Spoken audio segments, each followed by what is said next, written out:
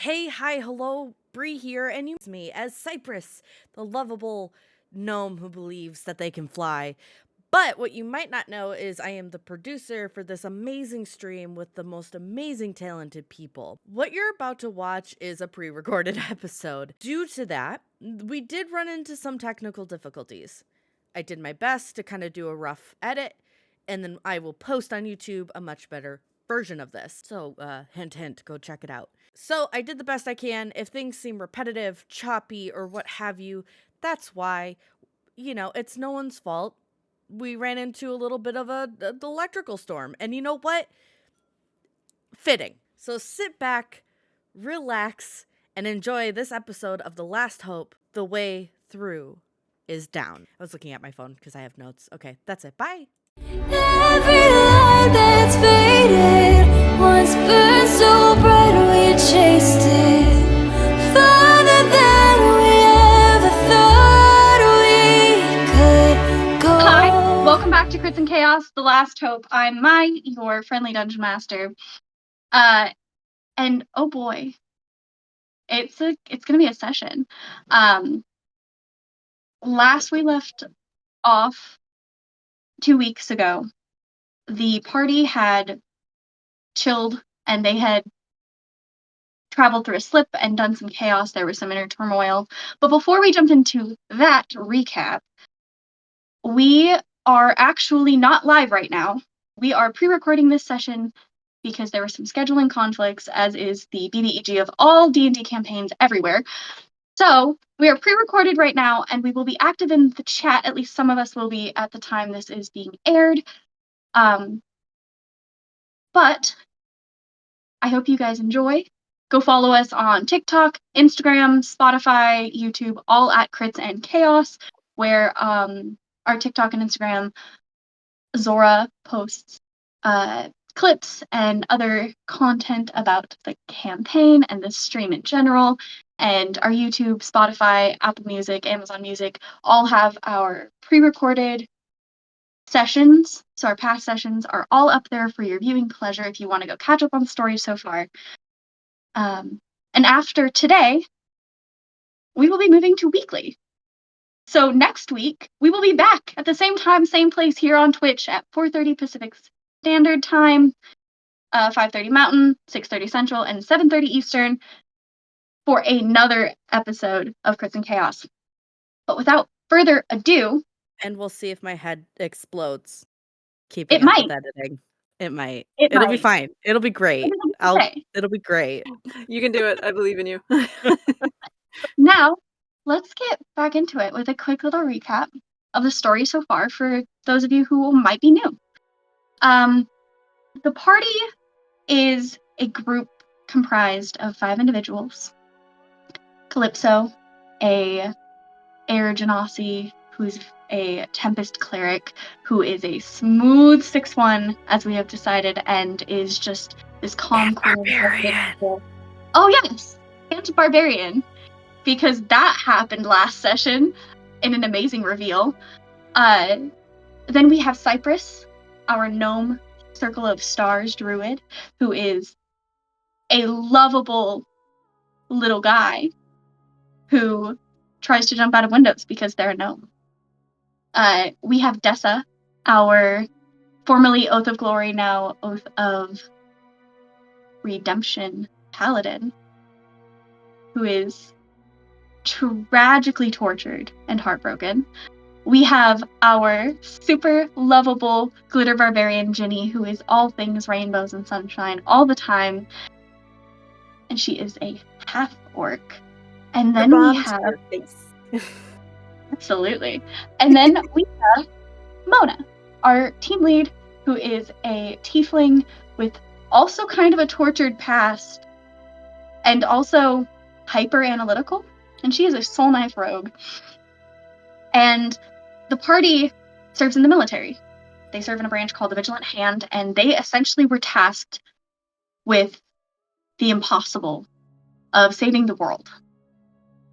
They were on their way out of the military, literally their last day of service, when the worst possible scenario happened, and they have been sent on this quest this mission, this job to find a thing, to find a guy, to find a place, to find a thing to save their home.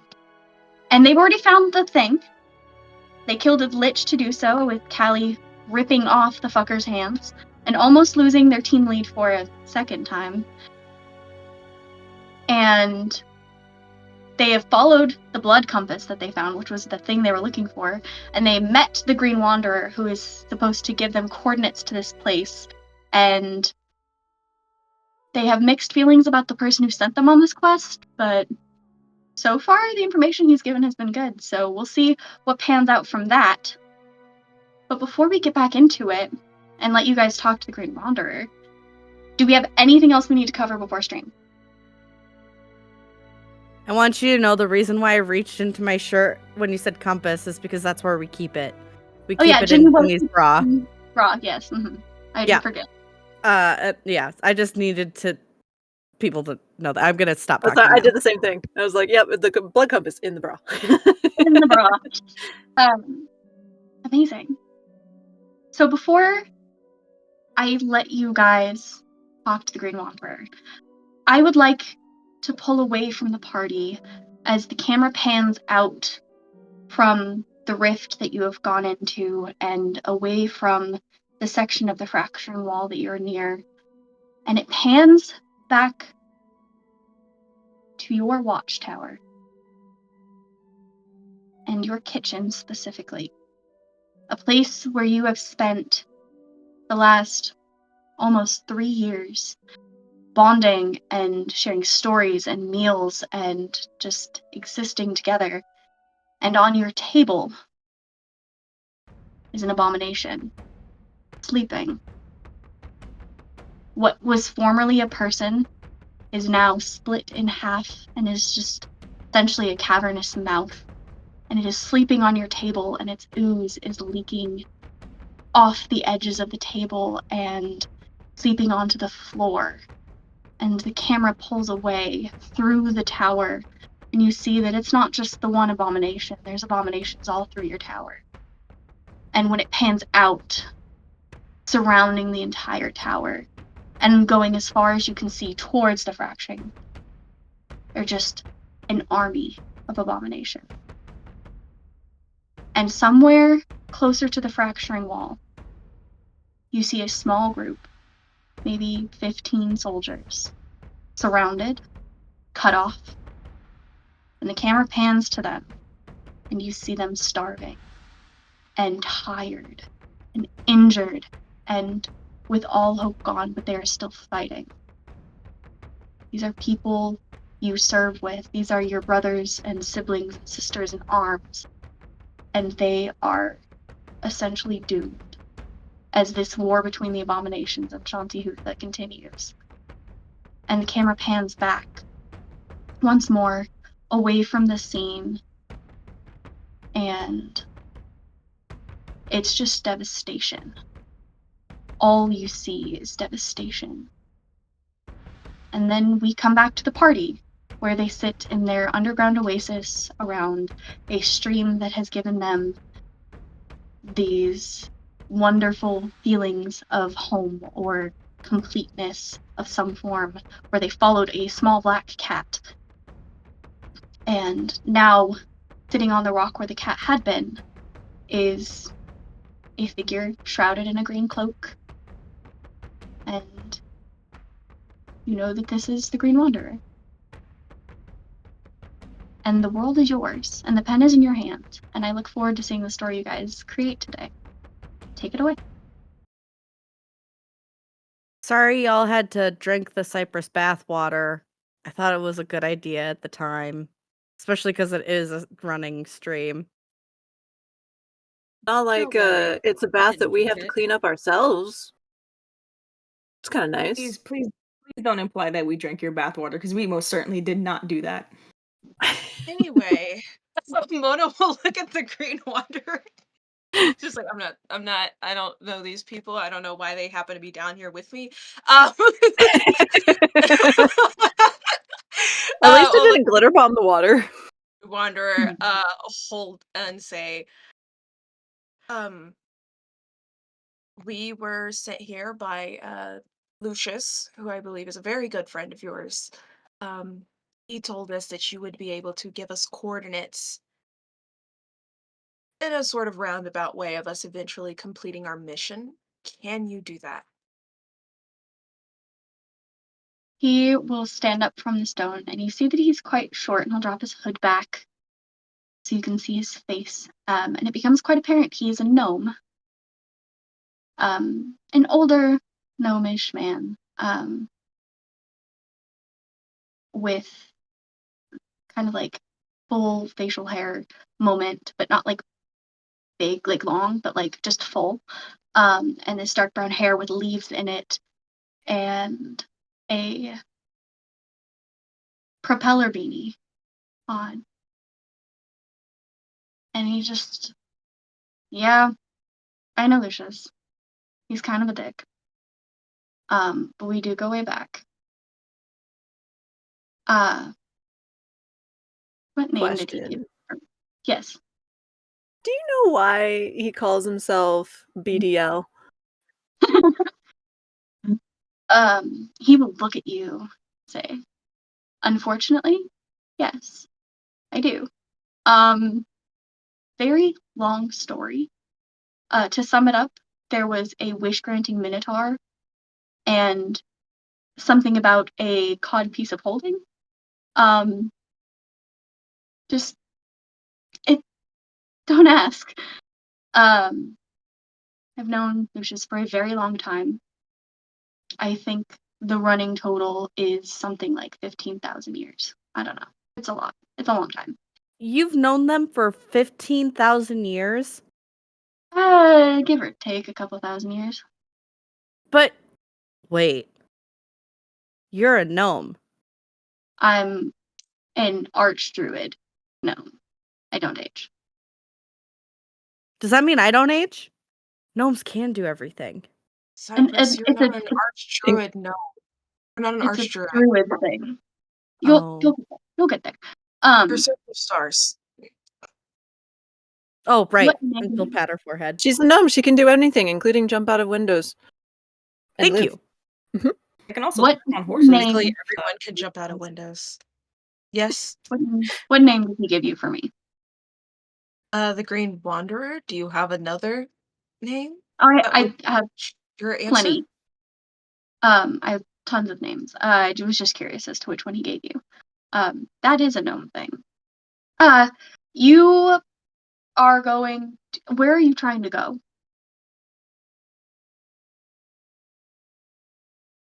Above table, I do not remember the name of the location that we are trying to go to. Same. Adelis. You're going Yeah. to Adelis. That's right.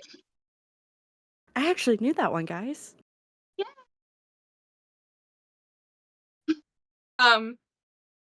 We're trying to go to Abelis. We had to get a blood compass to find you, had to fight a lich. It was a lot. Oh, you have my blood compass. Well, Cool. Jenny does. Pulls out of her bra. This one? Yeah, I made that a long time ago. Cool. Glad you guys have that. I kind of just thought it was lost in the ether, but that's fine. Do you need it back? No, you're gonna need it, actually. Oh.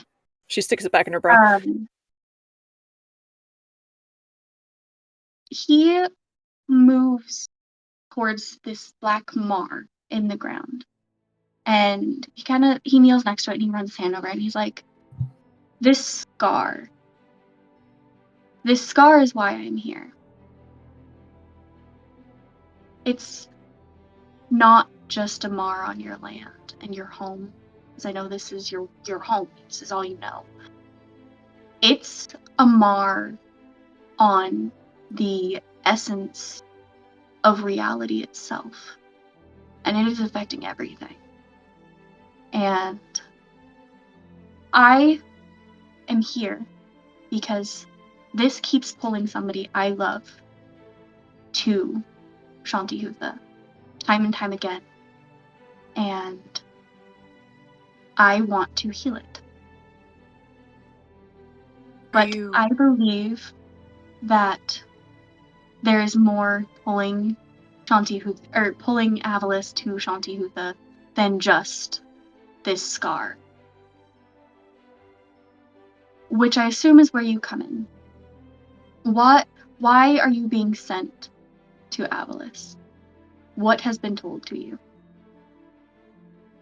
Honestly, not as much as I would like. According to Lucius, there is some kind of prophecy about the 6 who become 5. And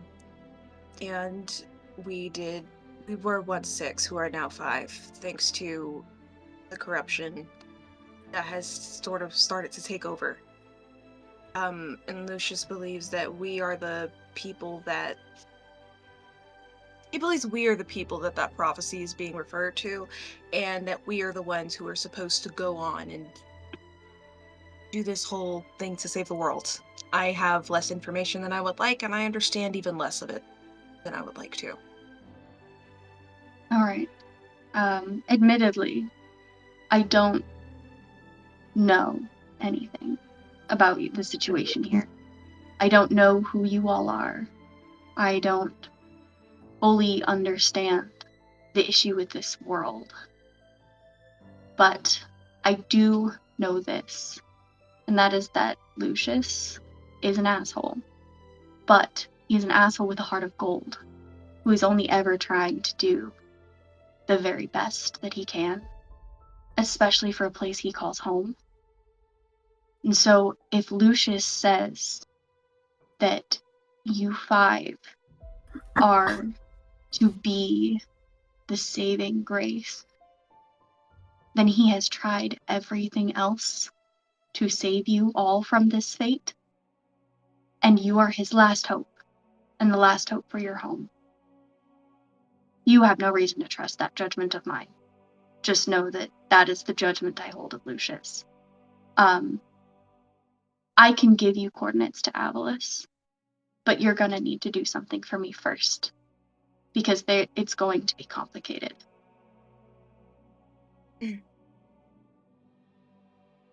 I can answer other questions to the best of my ability, but there's not a ton I can tell you. What do you need us to do? There are 4 items that I need that are tied into the very fabric of your world and the history and the root of everything that is your world. And I need them to heal the scar, to do a ritual, to fuel my ritual to fix it. And I cannot get you the coordinates to Avalis until that is done, because for all intents and purposes right now, Avalis is closed. But healing this scar and calling the Tempest away will allow you in. So I need you to get some items for me. Which are?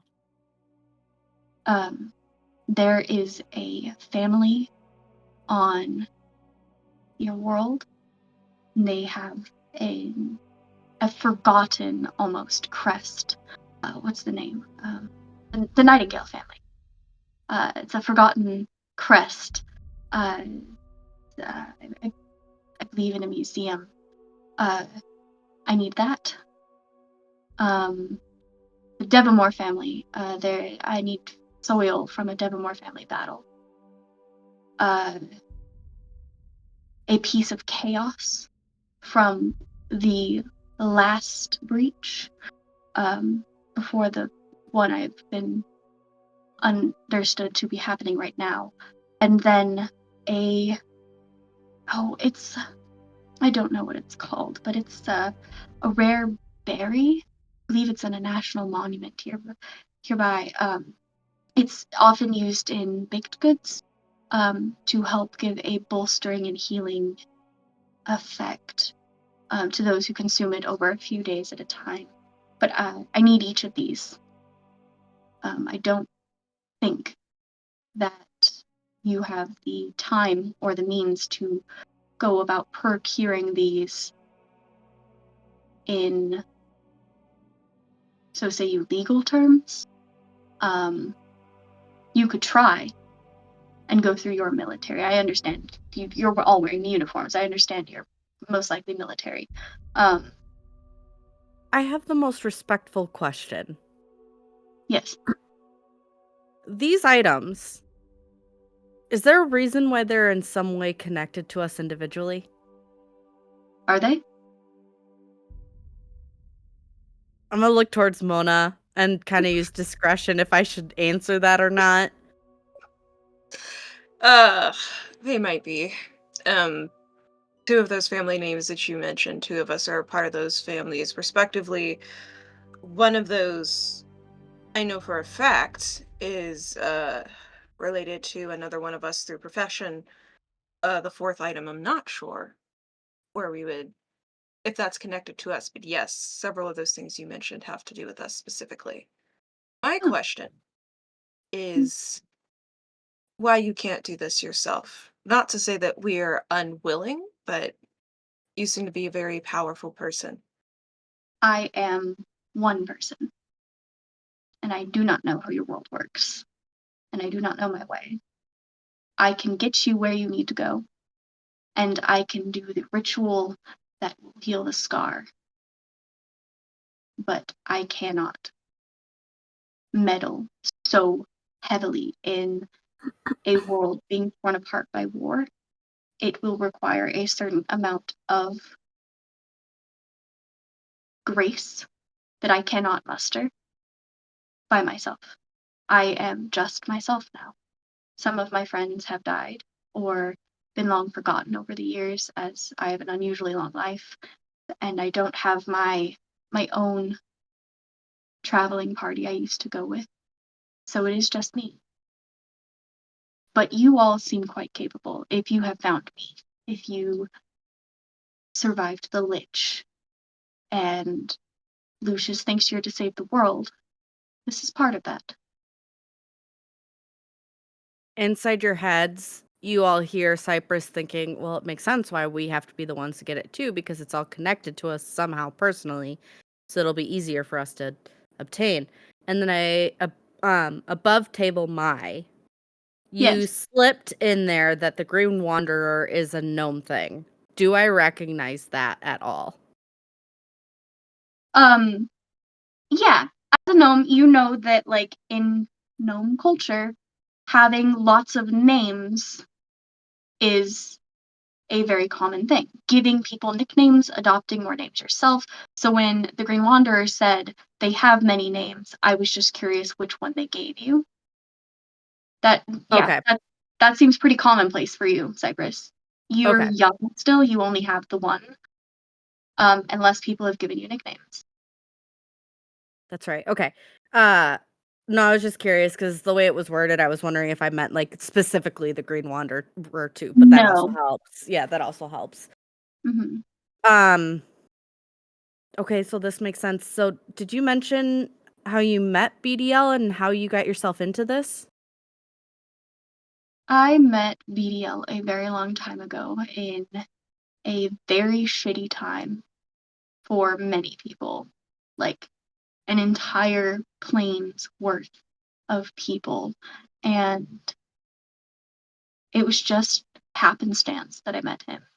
And it wound up being apparently a lifelong friendship. And I am grateful for that.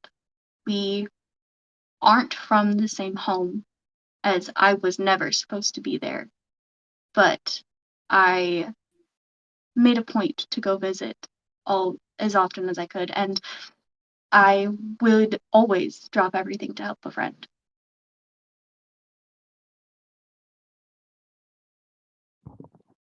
My kind of In my person. head,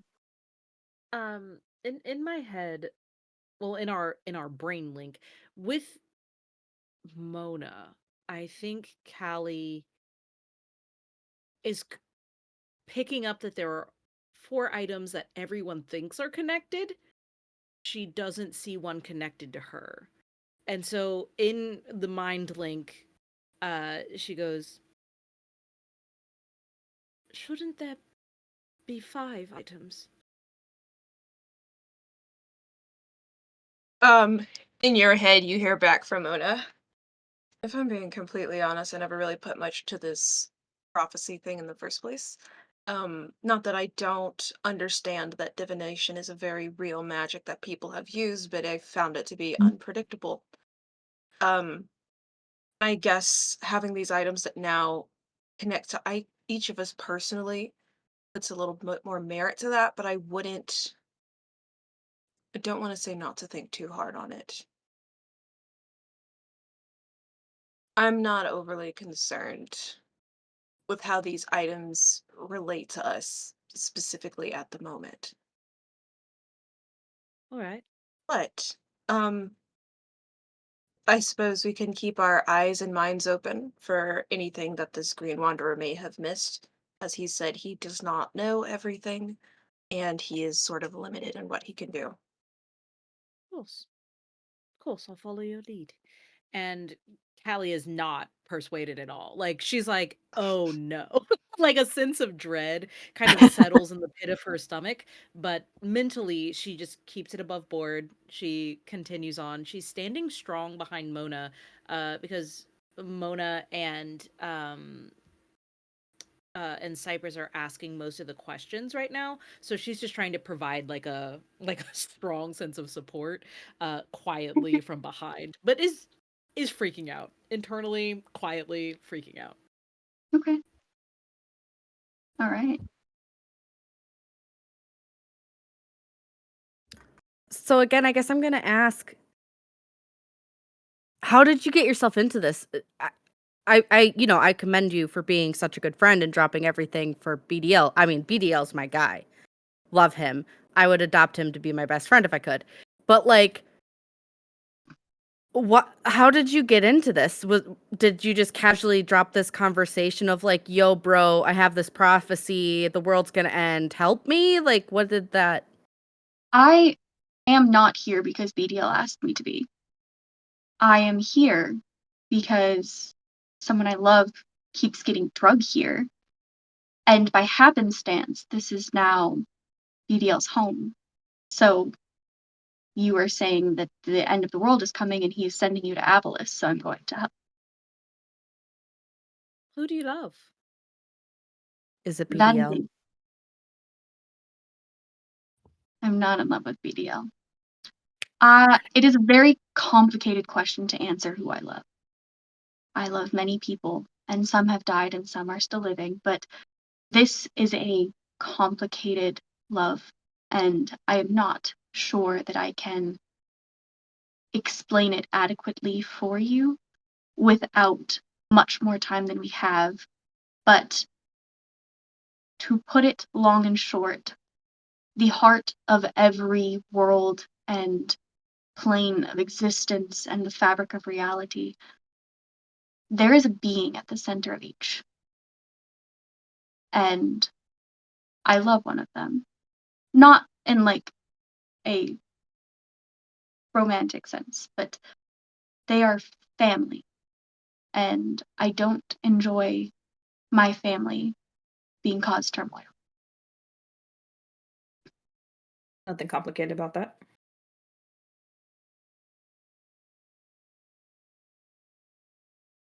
I understand that asking you to go get 4 items for me is quite um,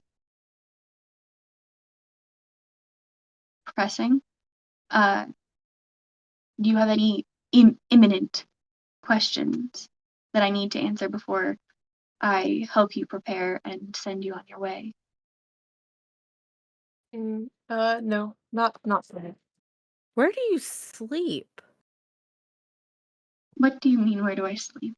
You say you get drugged down here, so like No, I didn't you're get down here. oh, your loved one does. Not down here specifically, but to your world, yes. Oh, gotcha. I thought you Oh, meant literally down here, and I was a little concerned for your hospitality health. I think that's No, the right word. I can sleep pretty much anywhere. I find it rather easy as a cat, actually. That's You can turn into a cat? I am an archdruid. How? Yes. I would love that. Not the time. And you can see that she wants to ask some million questions about turning into animals. But Cypress. yep, He you hear looks a at you, collective, Mona. I'm so sorry in the group chat, and she quiets herself down. He looks at you, Mona. How long has she been a druid? A really long time, but Okay. she's focused her talents on other All right. things, not necessarily Mona, animal wild shaping. Hmm? you hear in your head, it hasn't been that long. It's been long enough. Okay. If there are no imminent questions for me, Oh. I was there one? Did I miss it? No. Oh, okay. He will look at all of you and say, all right, here's what I know about the items and where they are located. There's a very specific order in which I'm going to send you. I believe it to be the most convenient order. The first item I'm sending you to is the Devamore family battle. I need the soil. It is at, I believe, your Capitol building. Well, under it. It is under it. Then I'm sending you for the berry, which is at one of your national monuments. Then for the family crest, which is in a museum. And then for the piece of chaos, which is in some king's mansion. I don't know. The blood compass, when you arrive at each location, will lead you to the item I need. I'm going to cast Seeming on all of you, though, so that none of this will come back to you, because it is my understanding that you are military, and I am asking you to commit felonies to save your world. But that's not going to be viewed as saving your world. So I don't want this to come back on you if anything were to go wrong. So I will be casting Seeming. I'm sorry. Where did you say the There, chaos was located? in one of your three kings' mansions. Okay.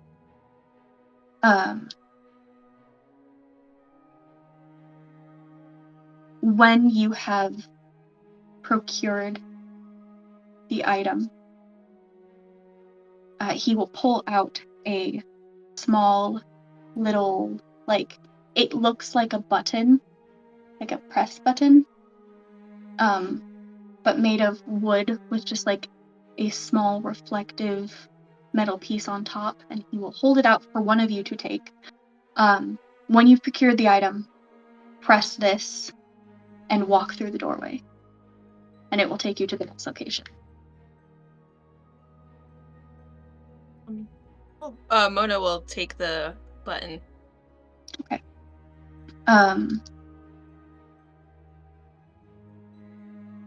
All right. Do I have permission to cast magic over all of you? Yes. Yes. And in the group chat, you hear Ginny say yes. Amazing. He will step up to each of you, and starting with Mona, he will cast Seeming on you. In this time, he does not shape who you look like, but your own brain does. So what does it look like as Mona shifts into Was looking not like Ramona? prepared. Okay. I know. That's why I did it. Okay. Yeah, sure. I'll be depressing. I think if Mona's first thought is like seeming, so like what is like the most opposite that you can get? So Mona's like on the shorter side, not short, but next to Cypress, she's the shortest person in the group. So she grows till she is quite a bit taller. You see her horns disappear, her eyes go from being like that glowing red to just kind of being like normal brown eyes, like her ears round out, her bat wings turn into like more like golden feathery angel wings. Um, and I think her clothes go to like whatever is like, I guess, civilian clothes, like whatever that looks like Okay. for like that thing, very casual, and it just keeps shaping until she is kind of like this shimmery uh Asimar, but in very common clothes. Okay. Yeah, absolutely. Callie, he steps up to you next and looks up to you and casts Seeming. And what does Callie turn into? Great. I'll be depressing too. I want to get on this trend. I think I'm a trendsetter. Callie What can I say? suddenly becomes real. So she's not hovering off the ground by a few inches. She fully settles into the ground. Her blue skin turns to just like brown skin. Her hair that's always kind of billowing in this invisible wind just kind of lays flat at her shoulders, and the silvery white that it was becomes just a dull, like, dull braids, just like super normal. You wouldn't look twice at her if you saw her. She even shrinks down a couple inches so that she's not a smooth 6'1" or whatever. Like, she's an average height. She really wants to be normal and she really wants to fit in. So she becomes less ethereal and more grounded, quite literally as well. Okay. Dessa, he steps up to you next. What does Dessa turn into? I'm sorry. It's not funny. No, it's amazing. This is amazing. Okay. I'm in love with all of you. Okay, so all right, so with Dessa, I'm not gonna be as depressing, but I am gonna make her look completely opposite. So basically, because Dessa's tall, so she is now like probably like a good like almost foot shorter, like no taller than 5'5" at this point. Locks gone, hair gone. She actually like now Ah! looks like wait, I'm not finished. She looks like a regular human now, like as regular as you could. So her skin is pale now, like not, I wouldn't say porcelain white, just just like a regular like pale tone or whatever. Her hair is now long in the front, short in the back, the Karen cut. That's what she has right now. Oh god. And her eyes are just like, her eyes are no longer black sclera, yellow, or I'm sorry, not yellow, gold irises. They're now just plain brown color. And she literally just looks like your, for lack of a better term, she looks like your average white woman you would see at Walmart. Oh my god. Okay. Now you just described Target, not Walmart white. Sorry, that's all. It's all right. It's all right. Average white woman at Target. The White people stacked don't shop. Bob in the back is If sitting. if I wanted her to look like a white woman at Walmart, she would have the Cookie Monster pajamas on. Oh my god. You're so right. But yeah, that's what Dessa looks like. I wasn't prepared for that. And a Cheeto bag with Cheeto dust on her fingers. That's Walmart No. white girl. Oh god, no. Please don't. Where's the lie? Pajama And a pants. monster can. Like, that is It is Walmart, yeah. that is Walmart white. Cypress. The only white woman that beat my ass. Cypress, he will step up to you next. And you are the only person he has been able to look in the eyes. In fact, he actually has to look down at you a little bit because you are shorter than he is. Mhm. He just pauses for just a moment, very curious as to the change a gnome will make because he's gone under seeming before. And he will cast seeming on you. And I would like you to describe what you turn into. The polar opposite of everybody else, because it's Cypress. And she, you can tell, is just so excited. She grows exactly 1 inch taller. Because she doesn't want, because above table, I'm going to share some above table knowledge. You guys make her feel big and tall and just as strong as everybody else. And that's the biggest lesson she's learned from you guys. That's why she's constantly forgetting about how short she is and why she just casually tries to touch your shoulder, because you guys make her feel big. So she's only going to grow 1 inch because she's like, I'm already tall enough, so that's fine. She's wearing bright pink pirate pants. I never know what to call them. I call them pirate pants. They're like tight around the ankle and then poofy around like the thighs and the calves. Harem pants? Yeah. What? Is it Like harem harem pants? joggers, yeah. Yeah, but it's more fun to call them pirate pants. I don't know why. They just remind me of a pirate. You can call them pirate pants. She's wearing bright pink pirate pants. Whatever a fantasy version of a black just crop top, almost like tube top, but it still has straps. Probably wraps. Yeah, she has wraps, and then she has a long flowy tunic, so she just looks like she's floaty and comfy and cozy. Not like literal floating like Callie, just like very comfy, cozy in her skin, like she could lounge and watch TV. And then behind her, you see 2 giant rainbow wings just protruding from her back. And she's just so happy, and she's like fluttering her wings like, I told you I could fly. Gnomes can do anything. That part caught me off guard. Also, this makes sense to nobody here. Well, makes sense to 2 people here. Did you just make her turn into Carter, but pink? Oh, yeah. I didn't think of that, Okay. but yeah.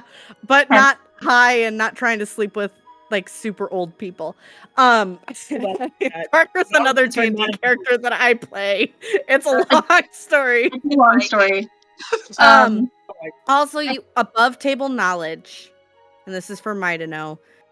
She also has more tattoos all over her, but above table, they're the tattoos that Cypress is hoping to earn. So, as she gets better in her druid skills, she's discovered that she can develop tattoos. So she like is covered in tattoos and what she's hoping to gain, and that's what she's turning into. I will have one input with yours. The wings are there. Yes. And they're solid for a moment, and then you can still feel them there, but they fade in opacity so that they are far more transparent, so they are drawing less attention. Yeah, that's fair. And then but just knowing that they're rainbow is great. You catch Ginny up to speed really quickly. You guys have been told where the items are, given a way to get between the items. The blood compass is going to lead you to the item when you're at the location. And you are having seeming cast on you right now, which will change your appearance. So you've just watched Mona turn into essentially an Azamar in common clothing. Callie looks plain and normal and is standing on the ground. Dessa turned into a target white woman, essentially, with like the Karen haircut, which is terrifying. Of all of these, that is terrifying. And then I believe you caught Cypress's description when you came back, and is just barely taller, and just pretty much dressed differently, and with slightly. Are we trying to blend in? Yes. The point is to protect your identities, because he is asking you to commit felonies so that you don't get in trouble. Like, if you get caught, you don't look like yourself. You don't get, arrested and kicked out of your military, because he understands that would be bad. So he will walk up to Ginny next. I take back nothing. This is a very Cypress inconspicuous look, and I stand by it. She still has bright pink hair, by the way. Anyways. He walks up to you, Ginny, and he will cast Seeming, and your brain shapes what your Seeming looks like. So what does Ginny turn into?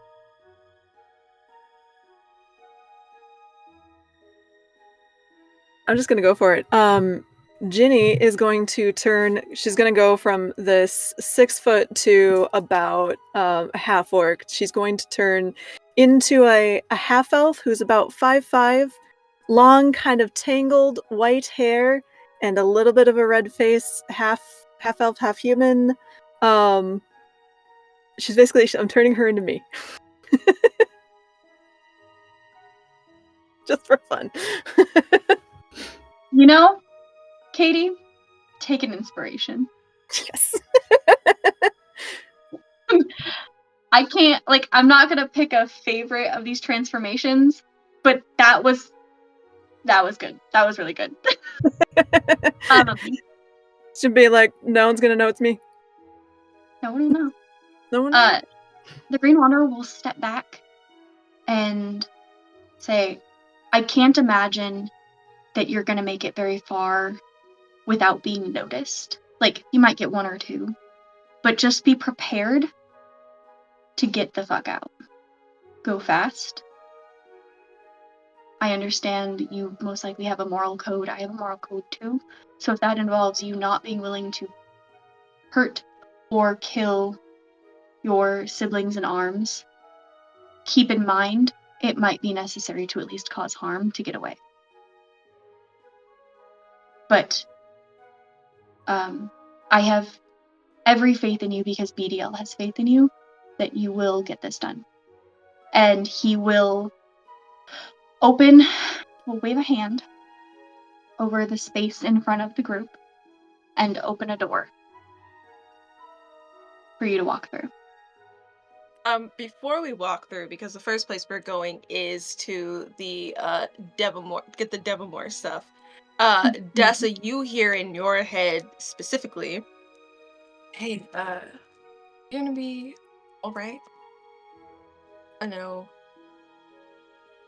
family shit is weird for you, so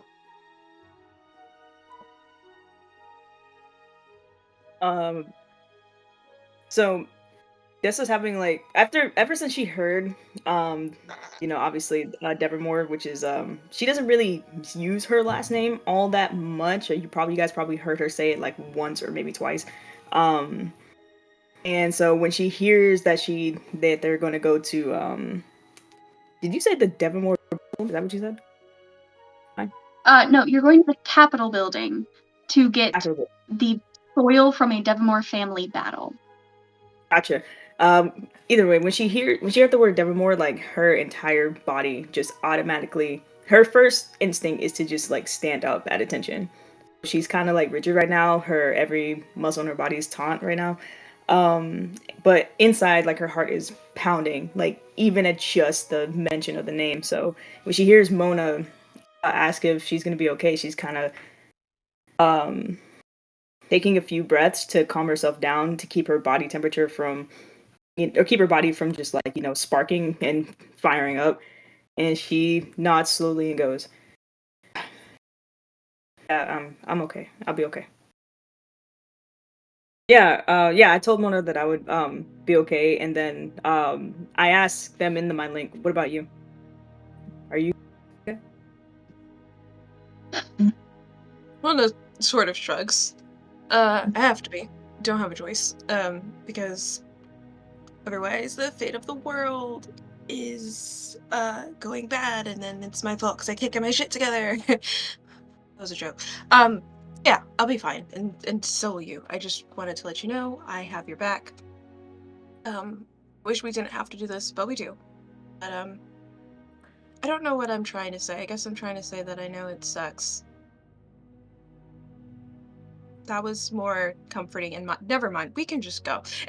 Just go ahead and suspend for the moment. You kind of like hear like, sorry, like you kind of like see Dessa like snort a little bit at Mona, kind of like one of those quick back things, and she just goes, I know what you mean. Let's just get in and get the fuck out. This is why I let Callie do the pep talks. I swear to God. And then we'll just Okay. pull stuff through. As I assume you all follow Mona through this doorway, for anybody watching, for you guys, we'll start there. You walk through a door and you are in a new location. But for anyone who would have been watching you, it's dimensional. So you step through the door, and instead of passing straight through, it looks like you step and then fall through the ground. It doesn't feel like that. You just walk straight through, but you step through the ground. And you are standing outside your Capitol building, and you all know the Capitol building. You've been here. You have received a medal here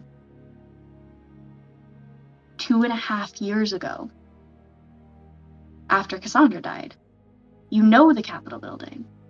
And Dessa, you know that you were sent here for soil from a Devamore family battle.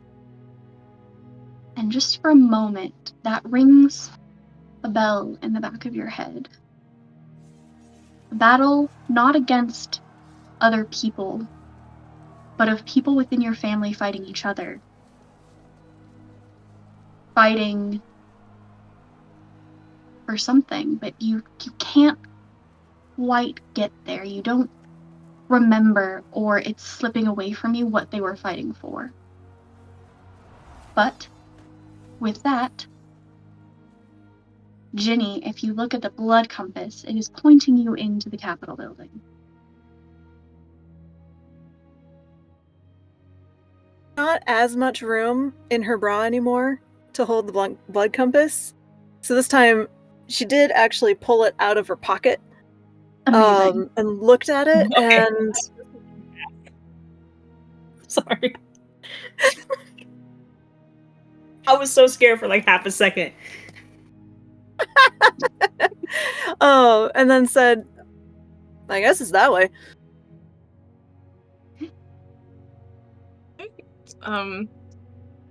Oh shit. Okay. I think as we're heading in, Mona's remembering it's the conundrum of act natural. Because it's like we're in disguise, but I feel like, it's very much typically like walks very straight, and as they're walking in, they're trying to like loosen their pocket. Just On the statement of she act puts her hands in her natural, pockets, takes them out of her pockets, she crosses her arms, and she's just like, are you all trying to act natural? Are you trying to blend in? I am trying my very best. Because it's like people in real life, people go to government buildings and capitol buildings all the time, just as Mhm. part of sightseeing, just to look. And so I feel like as of now, there's no reason to sort of be slinking around.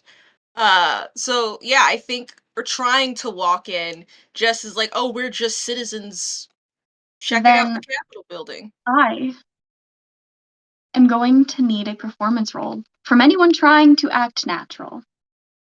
Okay. Let's go, Oh, because you're not Jenny's trying just to walking hide. with the military, just with the I'm military gait, actually, because I think in Jenny's head, I'm there are actually very people, good. they're ex-military all over the place, and so if they walk military, it's not going to seem all that out of place at the government building. So she's just My performance is a +2, but luckily I have psionic die. So let's see. Which one of you would like to not betray your Who mother today? owns bowling? I know Ginny is not. So Um, I'm a little I torn. think she will just for funsies, but I'm a um, little torn with how Cypress would act in this moment because she's finally in comfy clothes. She can do a nice little twirl in her little tunic and in her pirate pants. She can do high kicks for funsies. And also she has wings now, but she also knows the importance of this acting natural. So I think what I'm going to do is I'm going to look around at my friends and I'm going to see how they're acting, and I'm going to mhm. base my choice off of performance roles. So See how well they're doing, essentially. yeah, and also kind of play it out because I think she's going to try and mirror what's appropriate in this moment because she is so excited that she's having a hard time contain herself. So she's going to follow Amazing. others' lead, I think. Okay. Even with a psionic die, I got a 15, which isn't 15. horrible. It was 12 on the die, and I rolled a 1 on my psionic die, which I've never done before, ever. So Wow. Mark on the 15 calendar. for mine. Uh, You are going Mona, to jail. it takes you a second to adjust your military precision. Wait, no, civilian. how would my sister walk? How would Ariel walk right now? And so you like, it takes you a few seconds, maybe 10, but you're like, nope, I can mask and look like my sister. It's fine. I can act like how my sister would walk. Callie, did you make a roll? I did, and I got a 14. Okay. On a 14, you are not used to walking. You are used to floating, and that is a different feeling for you. So it takes like a few steps, a few moments to kind of get your bearing on what you're supposed to do with your arms. And do you move your head when you walk? And your hair is very heavy, and it normally isn't, but you settle into a gait quite similar to Mona's, and you end up just tucking your hands into your pockets, still quite unsure what to do with your arms, but for all intents and purposes, you look quite normal. Dessa, did you make a roll? Got a 16. Wow, we have a 14, 15, and a 16. This is really impressive. You adjust just like the tiniest bit faster than your two companions, which is strange because you're like, my entire life has been soldier. There's never been a moment of time where I've been able to be a civilian. But you think back to like that first leave you guys took as a team. Like before even you were at your tower, your first leave from basics, like right before you were going to the tower, and you remember seeing how Mona's sister was there, and she walks normally, and Cassandra left normally, and you saw Ginny's family, and they all had such a calm, effortless weight about them. You're like, I bet I could walk like that. And so you just kind of shrug a little bit and tuck a hand in your pocket, your other loosely by your side, and you walk through quite steadily. It feels uncomfortable for all of you to not be walking at military precision as you have been, or floating if you're Callie, but you're managing. Ginny, what was your roll? Natural 20 with a total of 22. Ginny, you're like, okay, You're the just most give me 5 well-adjusted seconds. one, so it makes You, sense. you, And like of the military precision, she's the least likely to have that military precision. you, So for her, it's anyway, continue, sorry. no, you're good. You step through the door and you're like, I just walked into the bakery that my sister's buying. My sister's opening. And this isn't a place for military precision. This is a place of joviality and comfort. So even though you're not actually there, you're like, that is the attitude I need to have right now, is that it is a casual scenario. And so you're like perfectly normal, perfectly relaxed posture, and you look like you belong. Because she's the one pointing, we go this way. Yeah. After seeing my teammates attempt to be normal, and they're doing very well, they're a little stumbly at first. I too am going to try and be normal. Okay. Gonna roll a performance check. They roll with advantage since they very specifically were waiting and basing it off Yes. of our behavior. Yeah, Yes, absolutely. All of I your don't have friends doing decently gave you the help action. because I don't have a great performance modifier, so that's Is it why. a negative? No, it's a plus Okay. 1. Yeah, that's better than a negative. They're plus Or a 0. Me with my +5. Thank God I have advantage because that would have been bad. 17. Oh, 14, not 15, quite as 16, 17. effortlessly as Ginny, but even faster than Dessa. You're like, you step through the door and you take like 1 or 2 steps in this military precision, and you're like, Pebble would hit me for this. Being in public with him like this, like, knock it off, Cypress. And you just kind of take a breath and let out the military, and you're like, I am a chaotic little gremlin, but I can act normal for a little bit. And you also have no issues blending in.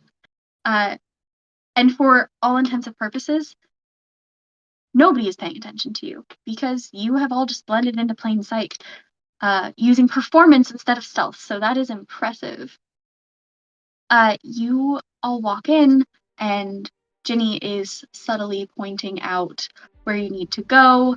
With that natural 20 performance, it just looks like she's talking about the building itself to you all as though she had been here and you had not. And you make your way through this elaborate building, these marble flooring with paintings of the history of your world and these vaulted ceilings that aren't painted in any miraculous way, but the construction of them is just beautiful. And you all know this building, but it is a much different concept of viewing it when you are here to procure something in less than legal standing. And you walk for a couple of minutes before the blood compass just sits dead in the middle. And you know that you are at the spot you need to be, but you are in the middle of an empty room with no soil in sight. Just Mona's memory of the soil the Capitol building was built on.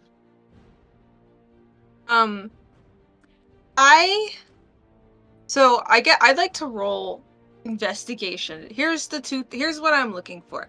Two things. One, it can either be very literally, is there a way, like a basement or some way to get underneath? Two, is there like a display? That in the display, it's like, because some places are like that. They're like, this is the dirt. Is there like the boot of the person who helped build it up and they have soil on the bottom of their boot? Like, just any way we can find and possibly get that info. Okay. And you had your You, hand raised, so. Destiny, yeah. Yeah, I was gonna ask above table, like, how much do I know about this? You know, Mona, go ahead and make that investigation roll for me. Dessa, you know that there was a battle, and it was a long time ago, like a very long time ago. It would have been taught to you as a child, and it probably would have been framed in a light of a family squabble that escalated, but it never quite felt right the way that was worded. So all you know is that there was a battle, and a lot of Devonmore family blood was spilled, and it ended up being the site of the Capitol. Whether by coincidence or intentional, you're unsure. But this site is important to the history of your world in one way, shape, or form, whether you knew that before today or not. I got a 17. Also, this die, it's a glass die, it's so heavy, rolled off the table 3 times, and I had to keep rolling it closer to the center, and it kept rolling off. I love that. It's 17. We But, love a like, good glass die. I need to get some. yes, it's my first set of glass die, and they are so heavy. I love my glass die. It's my preferred. This is my chunky glass. Do you have a chunky glass too? Yeah. Mine has gold lettering. Very opalescent. Yeah, and then I have a set of these same ones, like the regular Beautiful. size too, so they match. And then I love glass. It's my preferred. I love.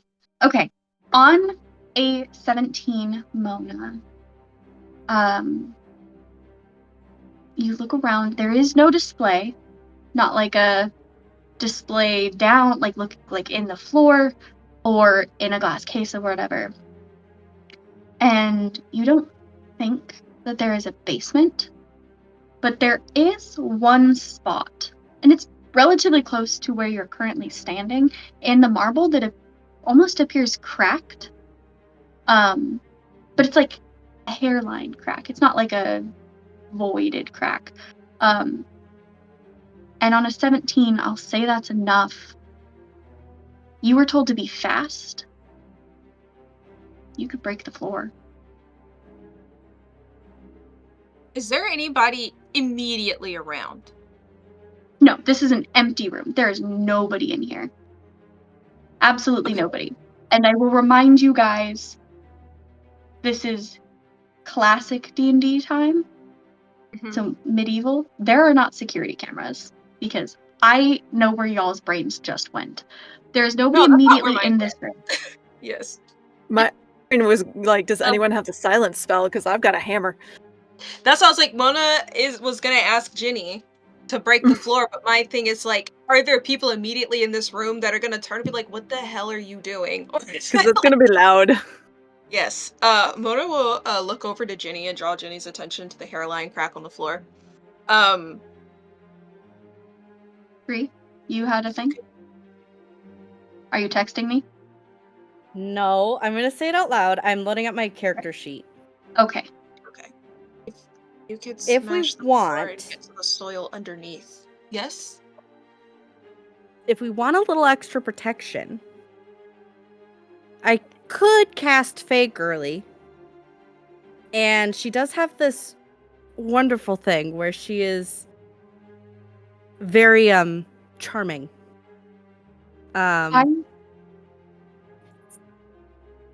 Almost mirthful, if you will. I will say, with nobody in the room, Cypress, you Save get it. that you might save that. Okay.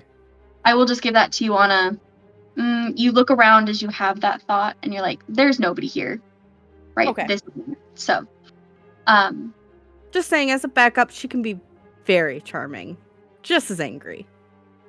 So what Ginny's gonna do, she's actually gonna grab like an extra, probably a blanket from her pack, and then wrap the warhammer, like the head of the warhammer, in the blanket, and then just try and tie it off, just to, so there, like the sound of like metal on stone is a little, just that much dampened. It's not gonna do anything just in terms of like the effectiveness, but it is just going to at least somewhat dampen the sound a little bit.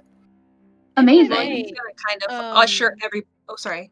Sorry, if I may, while Callie is seeing you do that, Jenny, I'd love to kind of like sidle up to you in my normal form and you looking way different, and take out my own warhammer very slowly and like start mimicking you, like putting the blanket around, saying it, and I want to go, hey, we haven't really had time to talk, and I don't know if you know. It's not a big deal if you didn't notice. I just feel free to ignore me if I'm being annoying, but I think I Ginny might just has have the gone biggest into grin on her face while Callie's talking.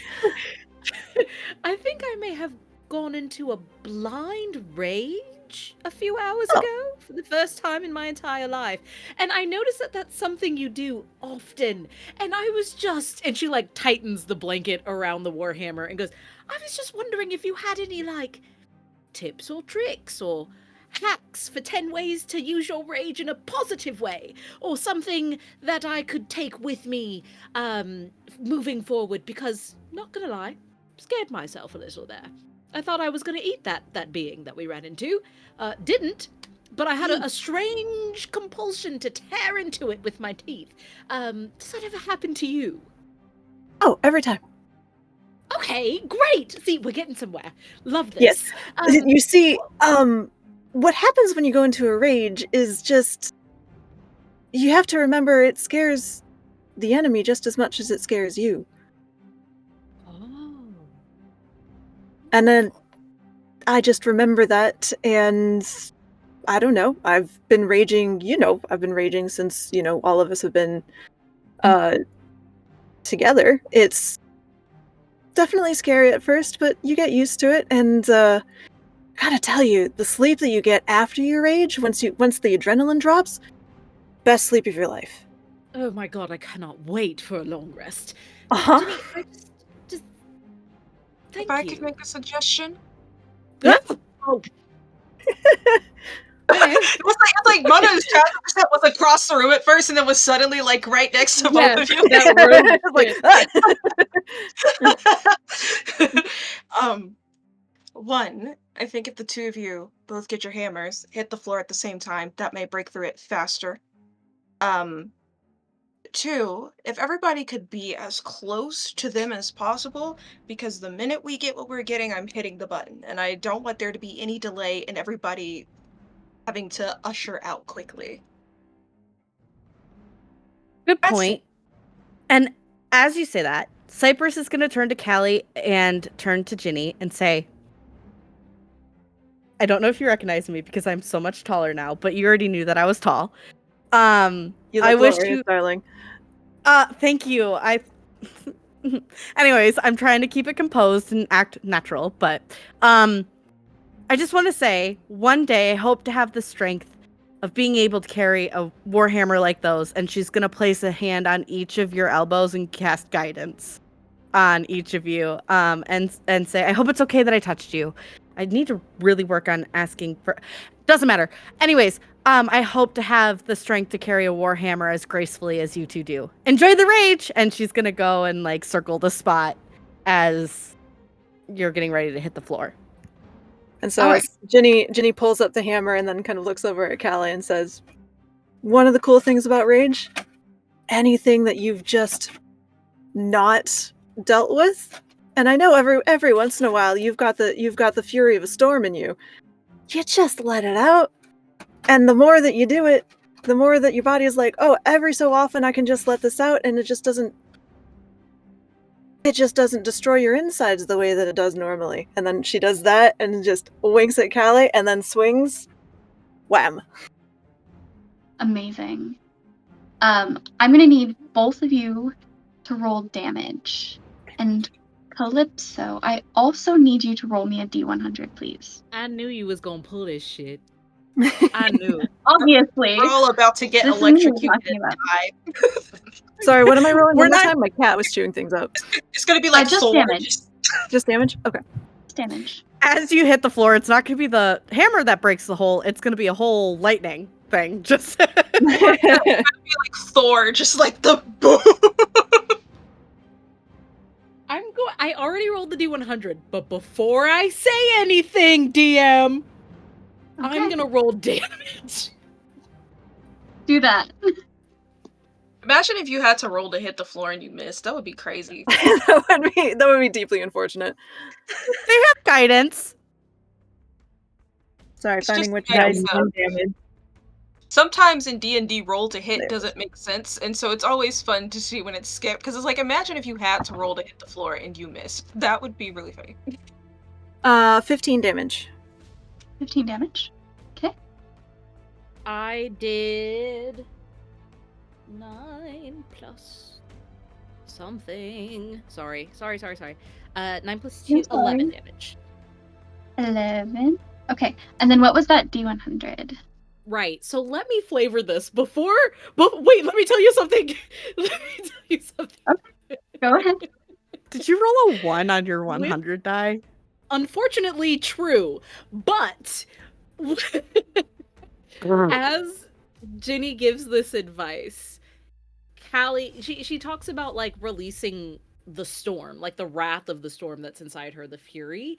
And that's always been the thing that she's tried not to do, because the storm is so big and it's so vast and it's so destructive, and she doesn't want to be destructive. She wants to be a cleric. She wants to fix things and help people and save people, and all she's ever been able to do is destroy. So as she goes back to swing, she like closes her eyes and very quickly, under her breath, goes, "Mom, I'm really sorry. Just please let me do good." And she's gonna swing. And she did get a 1 on the 100. I just got Okay. chills. That was so good. I also got chills. You can't see it, but my arm hairs are standing up. Thank you for that, Meadow. You both swing, and Ginny's hits just slightly before yours, Callie, and then Callie, yours hits, and you both feel the floor under your feet crack and split. And Callie, for just a second, you get that same, oh, I'm unraveling feeling. That physical corporealness that is you spritzes for just a second. And yes, a jolt of lightning does go through the floor. It doesn't hurt anyone and it doesn't really do anything, but it just travels from your jaw through your arm into your hammer through the tip right as you hit. And you all can watch the lightning arc over the floor. But there is now a crack in the floor, and Callie, the feeling of being unraveled quickly goes away to being composed and solid again. And the dirt under is exposed. I almost said expelled. It's not expelled, it's exposed. Can I add something? Of course. As soon as I see that lightning starting to bubble, I'm going to run as hard as I can at Ginny and try and tackle her out of the way, which I know logically isn't going to work, but I want to try and like keep her safe. And You run. Callie is not safe. Mona's Well- just scooping up the dirt into a jar, just like. Cypress doesn't know what's happening, so she wants to control the area. Like she wants to get, her. The funny part is, as soon as Cypress runs up on Ginny to try and get, because like in Ginny's mind, whether or not the first hit, she just is talking to another barbarian who's just learning how to channel that rage for the very first time and knows that once you release it, it is really difficult to get control over it. So she's looking at this area that is getting struck by hammers and is just going to sweep Cypress behind her to safety. I was gonna. That's a far better description than I had in mind. Cypress, Ginny, and Ginny's like, in the most practiced and Ginny way, just kind of, you're running at her legs, as is normal, and just one hand redirects you, so that if Callie were to swing again in a blind rage, you would not get hit. But Callie does not swing again, because Callie isn't in a blind rage. Callie isn't raging at all right now. Neither of you are. And you hear the faint sounds of voices now, as this was still loud, because you just split the floor. And Mona presses the button, and the doorway opens. All right, let's go, everyone, through the door. She did, in the background, scoop dirt up, put it into a jar, and we are going through the door that will go through the floor that will take us to the bakery, ? I forget, but yes. Monument. National Monument. That has the berries. Yes. Okay. As we're walking to that destination, I'm gonna look at Callie and Ginny. Are you guys, Callie and Ginny? Are you guys okay? That wasn't my guidance, was it? That'd be weird. I don't think that's logical. Are you guys okay? That's most important. Oh, Ginny is looking over at Callie and saying, I think Callie's learning that rage is not always a bad thing. Meanwhile, Callie is like shook because she saw the pure fear on Cypress's face as she tried to save Ginny from Callie. And I'm like, wait, from Callie? Like Ginny? The biggest, tankiest, bestest boy? Like, what? So, like, she's genuinely like, oh, I'm scary and dangerous. So Callie does not say that she's okay, but she just gently reaches a hand out as they're, like, stepping into this, like, darkness of the door, reaches a hand out as if she's gonna pat Cypress on the shoulder, and instead, falls through the floor. Looks like she falls through the floor as she goes through and doesn't quite make connection there. Okay. And when you go reach, Cypress doesn't flinch. I'll just give you this knowledge. The reason why Cypress didn't grab onto you wasn't because she was scared.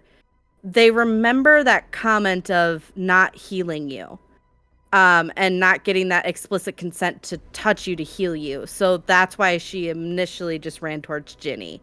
But she's not going to acknowledge that at that moment. Okay. You step through the door and are in front of this monument. And maybe you have been here with family, certainly not with the military. Maybe you came here with friends, or you haven't been here at all. But before you stands this structure. It's very reminiscent of a section of an elaborate bridge, but it is a small section, and it isn't a bridge. It is just a thing, and there are statues underneath it, plants around, and there are people everywhere. Because this is a place people come, and they celebrate your home here. It's one of the founding sites of your home of Shantihutha, and that is where you are. Is this like are these berries? Is this like a Texas bluebell bonnet situation where like it's illegal to like take the plants? You would know that they aren't. You would know the berries that they're being talked about. And Ginny, you know probably better than the rest of your party, I was about to as ask Ginny, actually. Yeah. your family has baked with them and obtained them legally, but not for a while because they are controlled. You cannot just walk onto the monument to take them. So there must be some modicum of like Um Assume that discretion. at some point, like as like teenager before joining the military, Ginny might have gotten it into her head of, oh, these things are so hard to get. Maybe I could just like climb over into the monument area and just steal some. If she's done this before, what would have happened if she, just as a kid? As a kid, it depends on if she was caught. I'll roll for it. We'll roll right now and see if she got caught. Okay. I'm gonna just subtly plug myself. These are dice that I made. Woo. They're not Ooh. for me. They're not for me, but I made them and I have to paint them, and I'm gonna roll with them. I've been doing that a Cool. lot lately. Sour Patch Kid vibes. So, and you can tell Cypress is really thinking hard, which she's not the best at. The dice I So have the- are also made by the DM. They're really pretty. Anyway.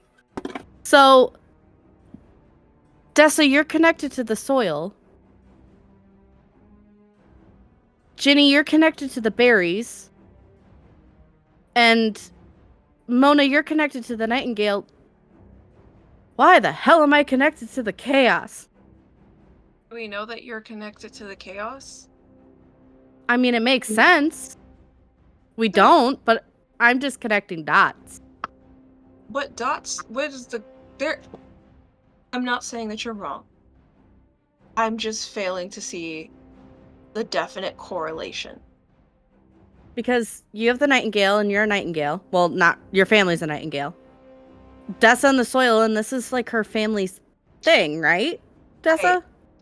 No, I understand. And also the berry, the Green Wanderer specifically mentioned baking. And Ginny's goal is to become a baker. Mm-hmm. I think you're putting a lot more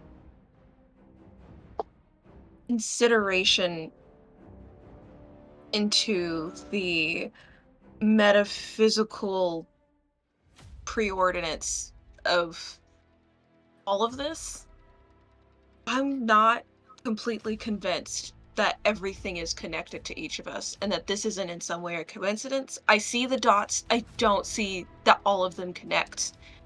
But I think that's the point though, And why right? would it connect to you any more than it would connect to Callie? Right, but do you know? But I think that's the point. BDL even said at the very beginning when we first had our conversation that that's why he and I liked each other, because I did believe in this stuff, and I think that's why you're such a good leader for this team, because you balance that out. Ginny, on my roll, I got a 13 on the die, and I had meant I should have communicated. 10 or above, you just didn't get caught. So Okay. you did not get caught, but you would have enough knowledge since you did break in and steal something. It's a felony. So being arrested minimum. Mhm. If you were to get caught. Okay, so I would good old fashioned stealing is where my mind went. Is there any check we can make? Is there like an alarm spell on these berries? Like, do we have reasons to believe that there is an obstacle other than being able to sneakily grab these, or do you think doing so would set up some kind of something?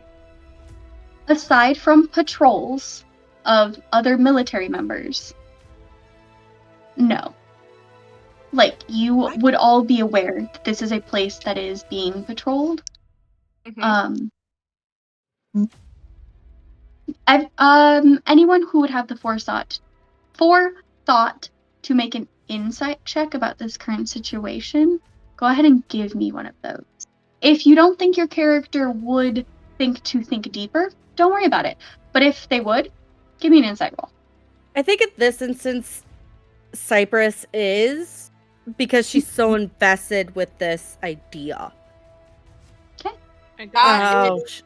Okay. Whatever 11 plus 9 is. 20? No. Yes.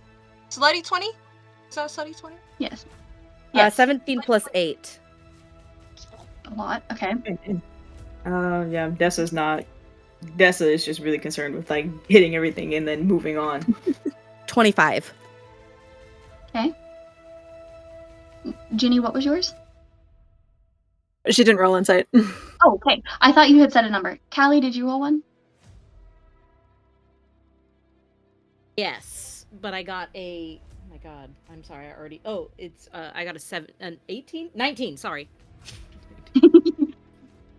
Okay. The three of you who rolled them all are like, okay, we know how quick the military communicates, especially when weird shit happens. And something weird just happened at the Capitol building. 100%, they're on alert right now. So, especially because it's a wartime. So you should err on the side of caution, but you also know you were told to be fast. So you do not have time to dally. Then I would like to do rogue stuff, and I would like to steal. Yes, go ahead. Let me get that line of hand pocket. In the mind link, I go, do you need cover? If you can provide cover, that would be helpful. Fog cloud. Where are you casting fog cloud? Are you casting it over where the berries are? Yeah. Okay. All right. Mona, are you making the decision that you are the only one going? Yeah, because I feel like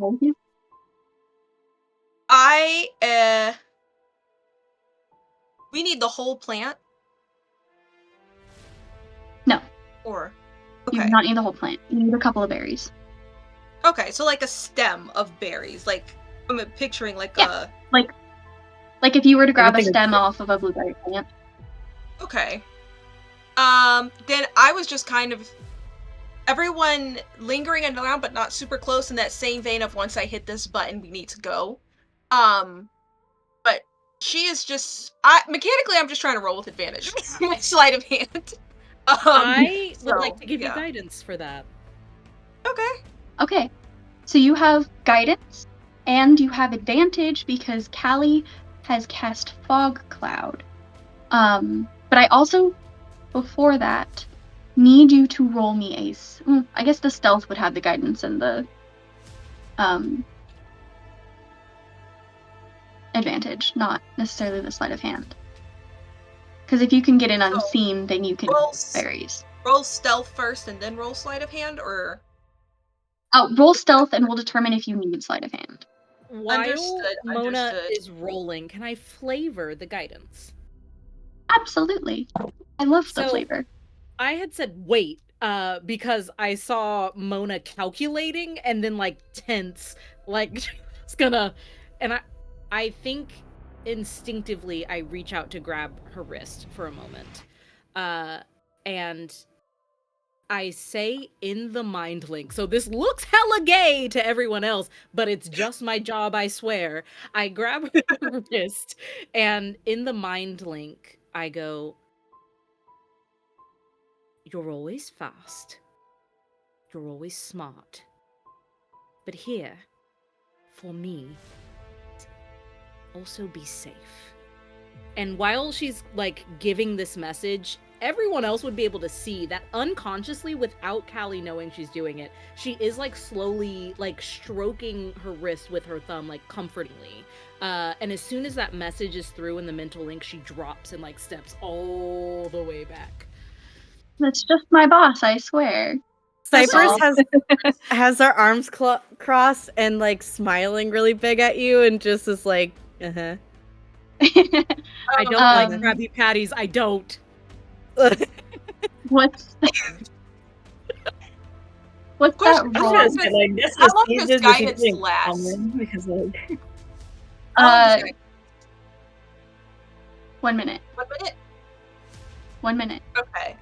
And because I rolled a 23 on stealth. Without guidance. But okay, if it only lasts for a minute.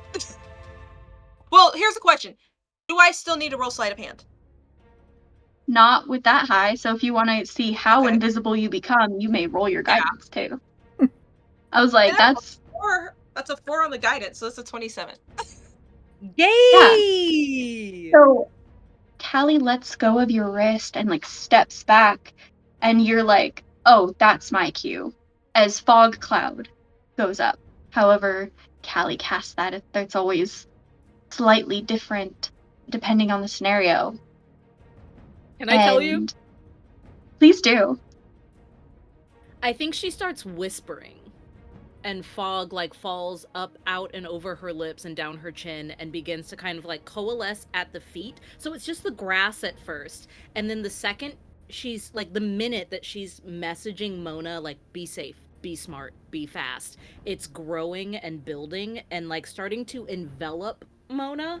And the second that Callie can't see her anymore because she's shrouded in the fog, her hand slips away from her wrist.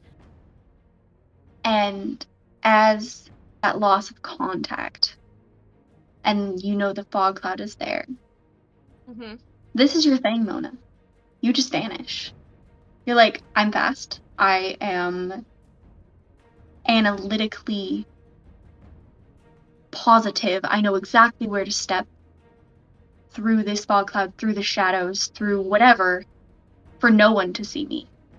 And you get through the fog cloud, which is tricky because your sight is so heavily obscured, but you manage to get to the plant, one of the plants, and pull off a bush and make your way back, or a branch off the bush and make your way back to the group, stepping out of the fog cloud, as now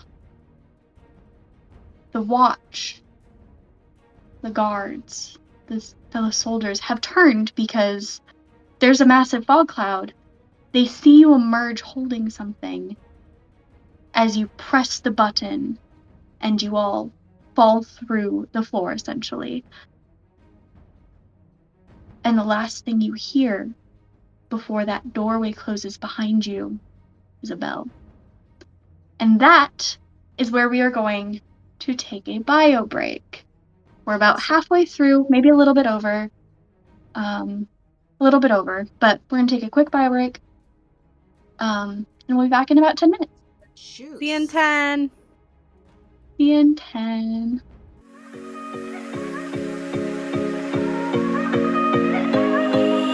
Take me back to the nights we felt alive, picking up the pieces on a summer night. I didn't know that I would feel just like my heart's on fire whenever I'm with you. Cause we go back in time to thrills I miss and all the things I wish we did.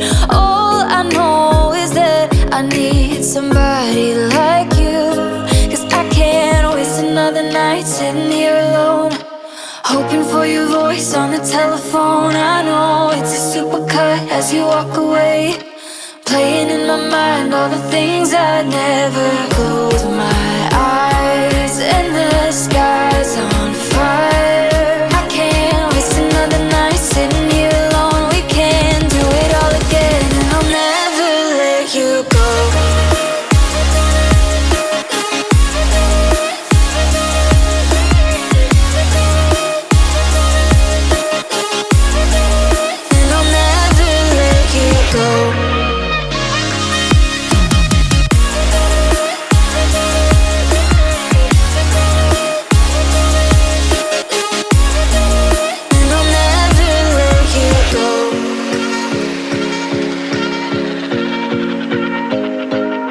Take me back to another sunrise, back when all I ever needed was by my side. You're a star brighter than Venus, I'm your satellite whenever I'm with you.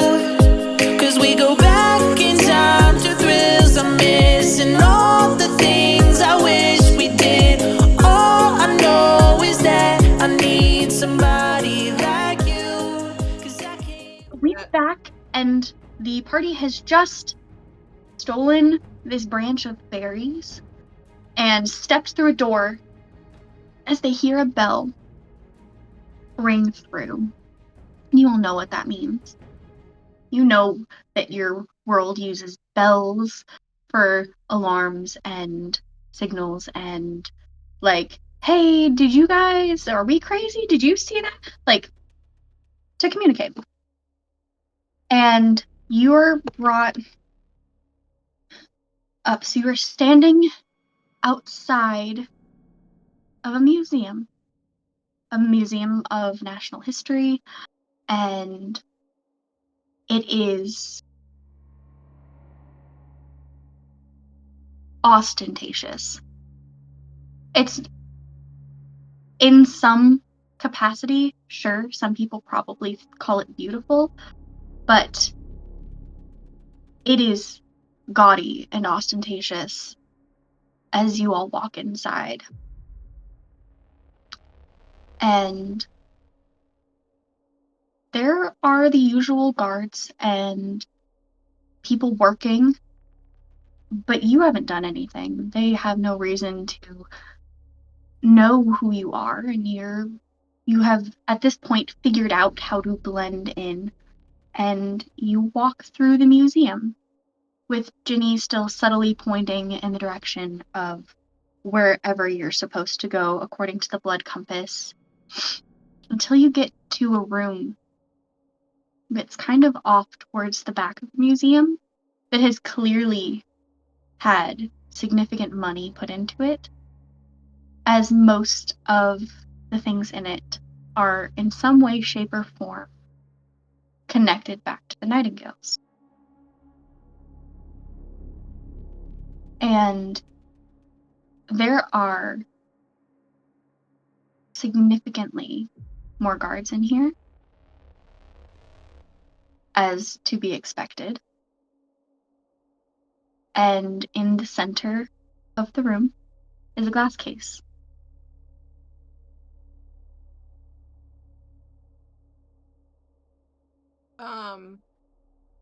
I think Mona, always serious, always looked in. Upon walking in, we're still connected via telepathic mind link. And I think the undercurrent of Mona's constant, like, back chatter of thoughts goes from being a bunch of random things that doesn't make sense to this almost mixture of like self-loathing thoughts and also thoughts that don't seem to be hers. They seem like more like memories and snatches of things that people have said to them. And it gets slightly louder as they are looking around as they approach the case. It never gets so loud that it is distracting, but it's like you can hear it because at this point they are not doing the work to actively filter it out. Um, with that being said, I would like to look into the glass case. Yeah, you walk up to it and peer in. And in this case is a broken piece of stone about. This is me trying to figure out how big something is so I can describe the size. 6.5 inches by maybe 5. The edges are jagged. It's roughly square-ish, rectangular-ish. I realized that squares wouldn't have different sides lengths like that, so I fixed it. And you look down, and it's not the crest that you're familiar with for your family, but the plaque says it's a Nightingale family crest. On it is 2 daggers and a snake. The daggers are crossed at the blades, and the snake is settled between them. But unlike a lot of portrayals of snakes, this is weirdly non-aggressive portrayal of a snake. It almost seems gentle, or as though it were meant to be comforting instead of unsettling. Yeah, that is what you were looking at. In the mind link to Mona, I say, "Are you okay? What? Are you able to? Yeah. Are you able to get the? Do you want me to do it? Would that be easier?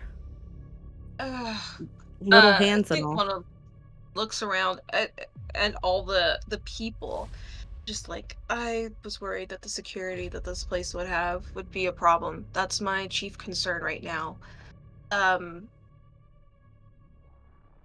Is I or anyone can get it out. It's just this is something we're gonna have to do quickly and leave quickly. And I know the Green Wanderer said we might have to hurt people. I really don't want to do that to people who, to their knowledge, are just doing their jobs. I could cause a distraction. That's a good Like, idea, but I also don't want you to be in a situation where we have to escape and you are not with us.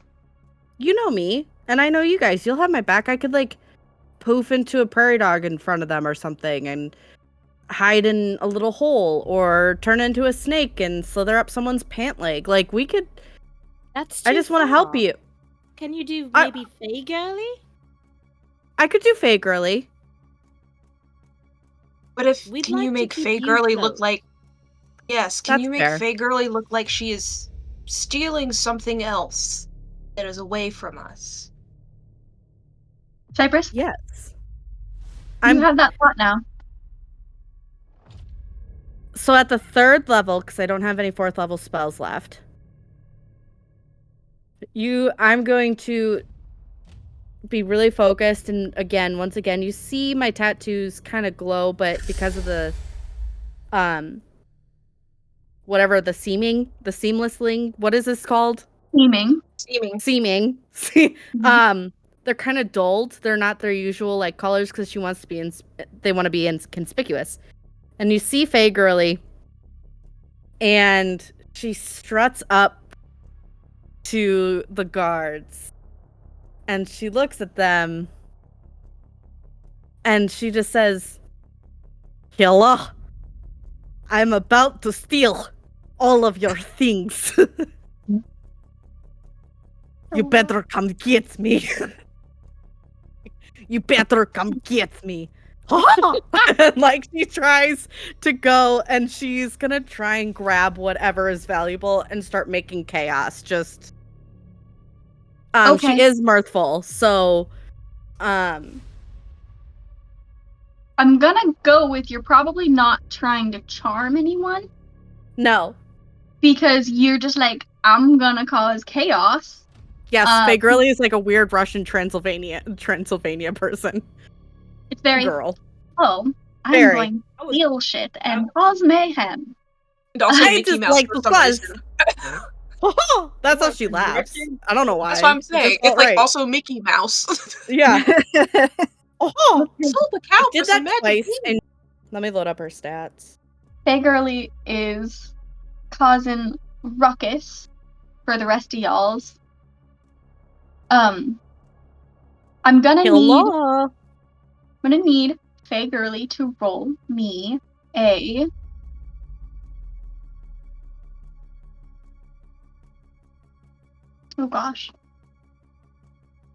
persuasion or performance. I need to know which one though. Which will be charisma. What is that? Okay. It'll be her charisma modifier. You but said performance or persuasion. that's both under charisma and insight, right? Charisma. Yes, not an Just insight. charisma? Okay. Charisma. It's just is she persuading them to chase her, or is she performing so well at being chaotic that they're going to chase her? Like, it's a how is she doing That it? one. The latter. The Hello, performance. my little servants, you're going to chase me because I'm going to steal all of your goods, and I need to know, are you going to follow me, or are you just going to ignore me? You better follow me. And she's going to fly and float just close enough to their faces and reach out, making direct, prolonged eye contact and taking something. Okay, I'm gonna Oh, fuck. Okay. Haha. reaches out the wall. Yeah. And grabs a knife that has been affixed to the wall. Just pulls it. It's not a sharp knife. It's not a sharp knife. It has been in the museum, but she pulls it off the wall, making direct eye contact. Give me your performance roll, please. Okay. Can I argue advantage? How? Because technically Cypress is controlling her and helping her and No. like telling her what to do. Okay. Nope. Don't fuck me. Not bad. 15.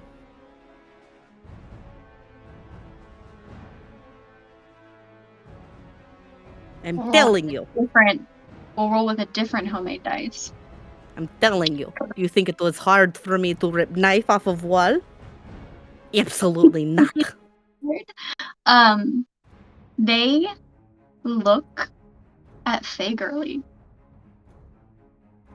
And the guards, like, kind of look at each other. And they glance at the guards who are across the room, and they kind of, like, nod towards Faye Gurley. And... Oh no.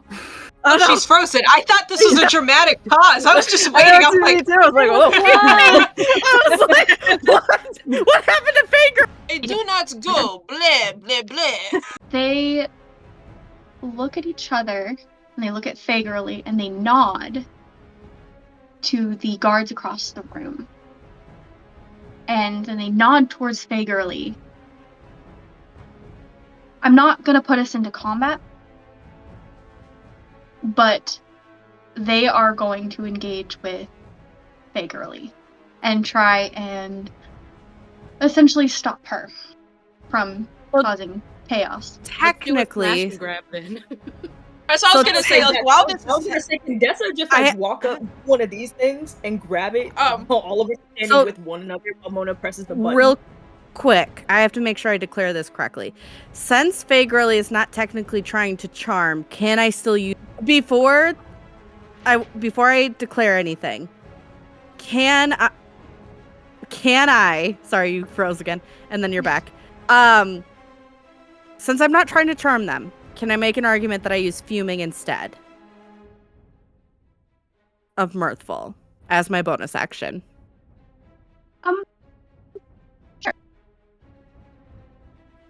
It's Okay, really because then just- she gets advantage on it's her not attack gonna- rolls. Oh, It's you're not not gonna gonna- make me do one-on-one combat with. Okay. No, we're No. just that's happening in the No. background while we're doing our shit. So because of Alright. that, just to give a little bit more flavor, to add some flavor, Fake really isn't just hitting the people, she's also hitting the other artifacts to really sell it that she's trying to steal things. Just to add that extra layer and make sure that we get out safe. Okay. Alright, While this so is happening in the background, Dessa, you had said, can you do like a I was gonna elbow say- thing? Before Dessa does this, Mona is gonna go into the mind link to Dessa. And Mona has the button in her hand. And she's not looking at Dessa, she's just staring at the case. And she goes, I know you're better at breaking things to me, but I'd really like to break this case if you wouldn't mind pushing the button this time. Oh. alright. Like Dessa doesn't say anything, she just like holds her hand out and takes the button from Mona. Whenever you're ready.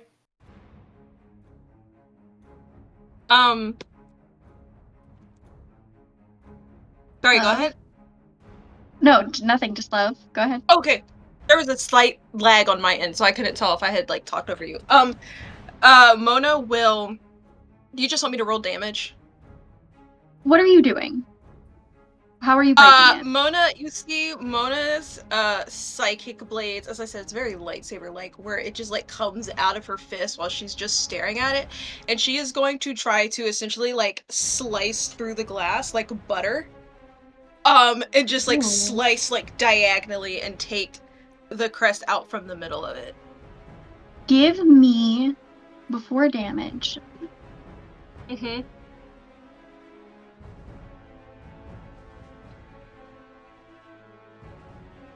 give me a luck roll. So just a straight d20.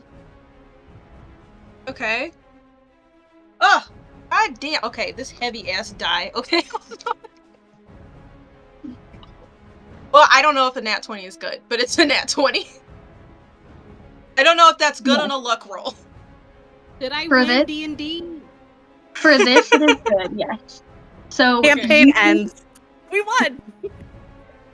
go ahead and roll damage.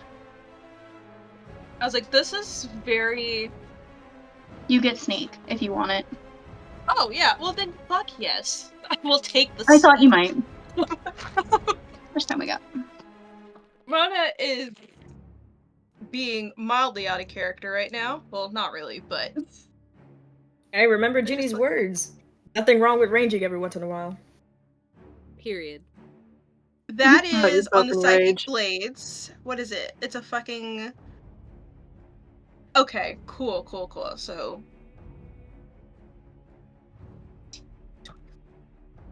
28 damage on the glass. Fucking Yeah. up that glass. You just, with the nat 20 luck roll and the 28 damage, in this moment,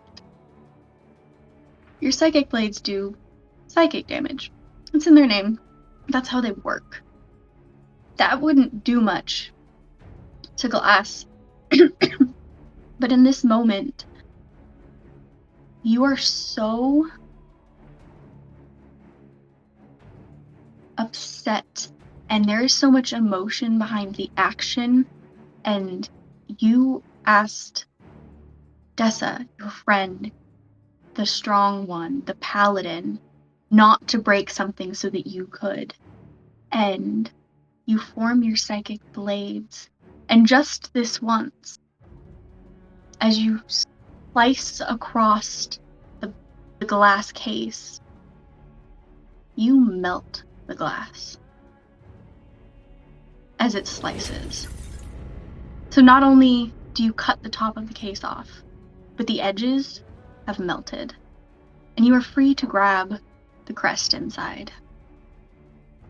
And now, as you grab for it, bells go off, and you know that this next location is not going to just be a can we not be seen. This is going to be a can we be faster than the military.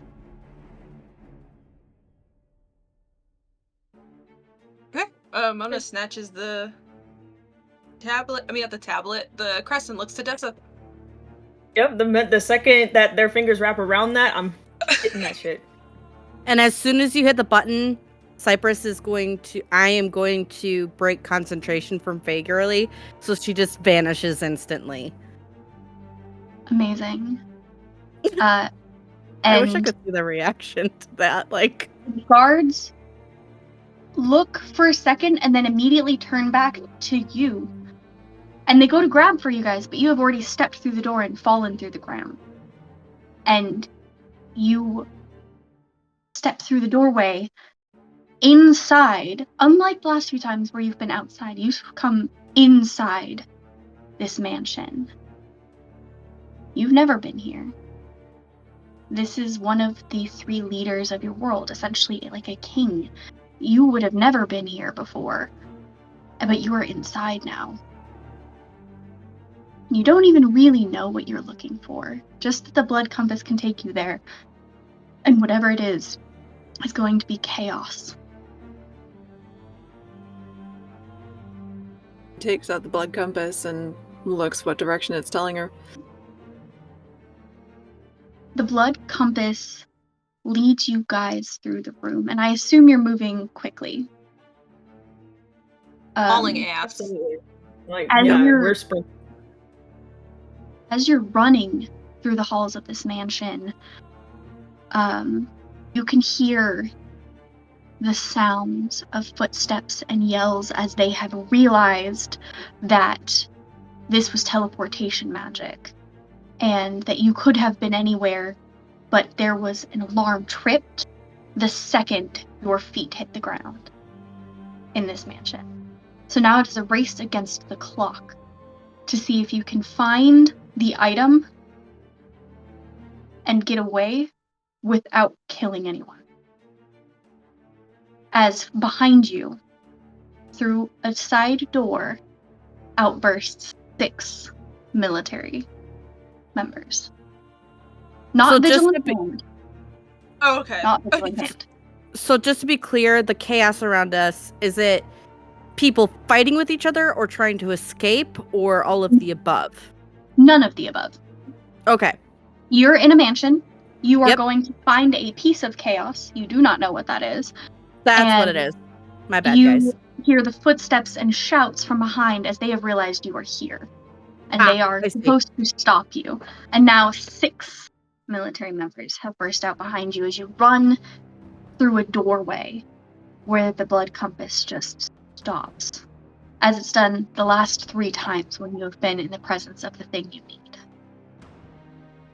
Can I Alright. cast fog cloud in the hallway behind us so that they have a harder time seeing when we duck off into a room where the blood compass is Absolutely. pointing?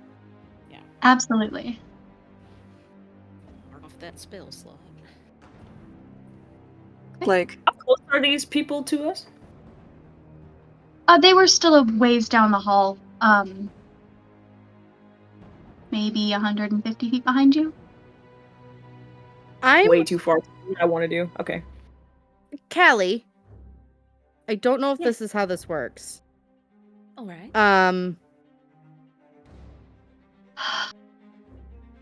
No, it won't work on Damn. that. Never mind. You don't have to like roll for fog or anything, right? No. Never mind. I can't. Misread it. I was gonna give you enhance ability to make the fog thicker, but I don't think that works that way. Okay. It's specific things. So, I was looking to be a support. Amazing. You burst into this room where the blood compass has led you, and the fog cloud is behind you to hopefully obscure where you went to the soldiers who are chasing after you. And you take a moment to look around, and nothing in this room stands out. But Cypress, you look around, and you see nothing special until you have turned away, and then out of the corner of your eye, Last time I heard Okay. was Glimmer. Cypress saw something. From the corner Cypress- of their eye. Cypress saw a glimmer out of the corner of their eye of something that just didn't fit. And normally, it wouldn't have been Cypress who noticed that. It would have been Mona. But in this moment, Cypress, you whip your head to the side to where you saw this. And you're like, I don't know how I know, but I know I need that. Like, we need that. That is what we need. I'm not And go ahead. I'm not even going to say anything to the group just in case I'm wrong. I'm going to instinctively and impulsively reach out and just grab it. Yeah, you grab. I'm trying to think of size quantifiers so I can describe it. Think of. Do I have any? About this size? The size of this little box, but it's a rock. What is that? And it's just slightly, like, almost imperceptibly pulsing. And pulsing. Like, not the rock itself, like, not like beating a heart, but like energy from it pulsing. And nobody else can notice it, but you can feel it in your hands. Oh. Cypress, what is that? This is going to sound really crazy. I think this might be out of character moment. For the love of God, Brie, please don't be wrong. Back in character. I think this might be some sort of meteor. Or I don't know, I saw it from the corner of my eye and I had to touch it. Do you think that it is the thing that we came here for? Yeah. Like it's like Ginny? pulsing in my hands. Yep. Can you put the compass toward? Yeah, sorry. She Yes, pulls out the Callie? compass. Callie, Hello. While this conversation is happening, I would really like to slip a piece of paper because we've so far every place we've gone to, we've stayed pretty well huddled so that when we get the thing, we just like slap the button and go. If we're still in that same formation and still kind of really close together, I'd like to slip a piece, like a folded note, into Dessa's pocket. oh, okay. I mean, yeah, Dessa feels that, but this is not the time to like start reading letters right now. So, I keep that in the back of my mind that it's in my pocket for later. Yeah, I slip it in, and I go, no time, let's go. Cypress knows what she's doing, and she's gonna cast a sleet storm in front of the doorway so that if anyone does come in, it's difficult terrain, harder to get to us. They slip and slide, look foolish. Amazing. The worst fate imaginable. Looking Looking foolish. imaginable. Embarrassing yourself when you're trying to do your job. At that point, just get up and walk away. Suggested Ginny hold the compass out to the thing in Cypress's hand. Character name. At this point, Cypress, I'm looking so hard at my hands and almost stroking the rocks. And you can tell that this means something so deep for Cypress. You don't know what, but you just know that they are not going to let go of this rock easily. Okay. And move it in a way such that if this was the item, the blood would have to stay stationary as you move the compass. And that is the result.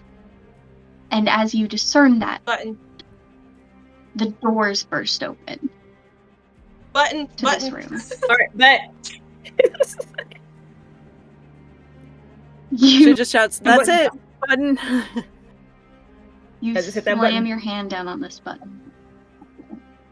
And the most intense sense of dread over all of you when none happened.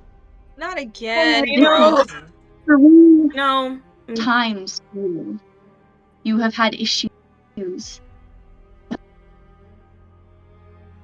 That's like while I'm just like Yeah, I can edit all this out. I was gonna say rip. I was literally gonna say rip to breathe. We're having to edit all this. Again. No, it's no one's fault. Let me do some reconfiguration on the OBS. Just give me one moment. Okay, well, you're back now. I like to imagine what our characters are doing. Like, are we just suspended in time? It's at like this in point? video games Yeah. when they're on idle mode and they're just. So just takes out her dagger that she still has. You were like, this is the 3rd time teleportation has failed us in a like dire situation. Oh, right. This is the 3rd time communication. Teleportation magic has failed for you guys specifically, and it is a horrible feeling. But Dessa, as you keep hitting this button, you're like, fuck, and you hit a little bit harder than you meant to, and just like this little jolt of like, you're not sure if it's electricity or power or just air, just kind of hits you under your locket, and you all fall through the door as it opens. Right as 5 crossbow bolts fly into the spot where you had just been standing. And you are back in the rift under this, like, scar. And you're all like, oh god, that just happened. Like, take a breath, and you're all holding these items. And you just hear, are you okay? Bitch, no, what the fuck? Is anyone injured? I should be more specific. Mona is like doing a once over of everyone. No, I think we're all alright. Like, Dessa's just rubbing the spot where that like electricity hit her because that was a little weird feeling for her. But whatever. I trust that you each you got the things, yes, all of them. You wouldn't be back here, I suppose. He will walk to you first, Mona, and he will take the crest. And for a moment, as he takes it from you, his eyes almost frost over. They don't glaze over, but it's as though almost ice covers them for just a second. And he goes, oh. Oh, I see. What? You are a nightingale. I gathered that much when you said that these pertained to some of your individuals. Do you know what this crest is from? No. And Mona will kind of open her bag and pull out the jacket and show the family crest on the back of that jacket, which is a pair of angel wings with a sword through the middle. This is what I have always known my family crest to be, but that one, I have never seen that one before. Oh, well, that changes things, but when I took this from you, I gained a connection to the item itself, a brief glimpse into the history of it, an ability I gained a long time ago, but it became quite apparent to me that what your family is now is not what they always were. And this is from a time when they actually valued protecting and doing good for the sake of just doing good. And this is a core staple of your world as it is today. whether they have stuck to those ideals or not. But I can see that you have, whether you meant to or not. And he will set that down inside of Ritual Circle. And then he will turn to... Actually, Mona, I think you have all of the items except for the last one, yes? Oh, I don't even remember, but sure. Yeah. Okay. I was like, I remember you got the star Oh yeah, the dirt. and Yes. the brand dirt from you next, and poured out of the container in his hand. And the same frosty effect happens, and he turns to Dessa. I assume it has been lost to your family, or at least in the teaching to your family. Continuing on, it has been perhaps lost in the way they teach it. I don't think the older members of your family would have actually forgotten, but this was a battle fought within your family, a battle of image over ideals, the ideal of protecting and standing up for those who can't do it for themselves, over the image of being perfect soldiers.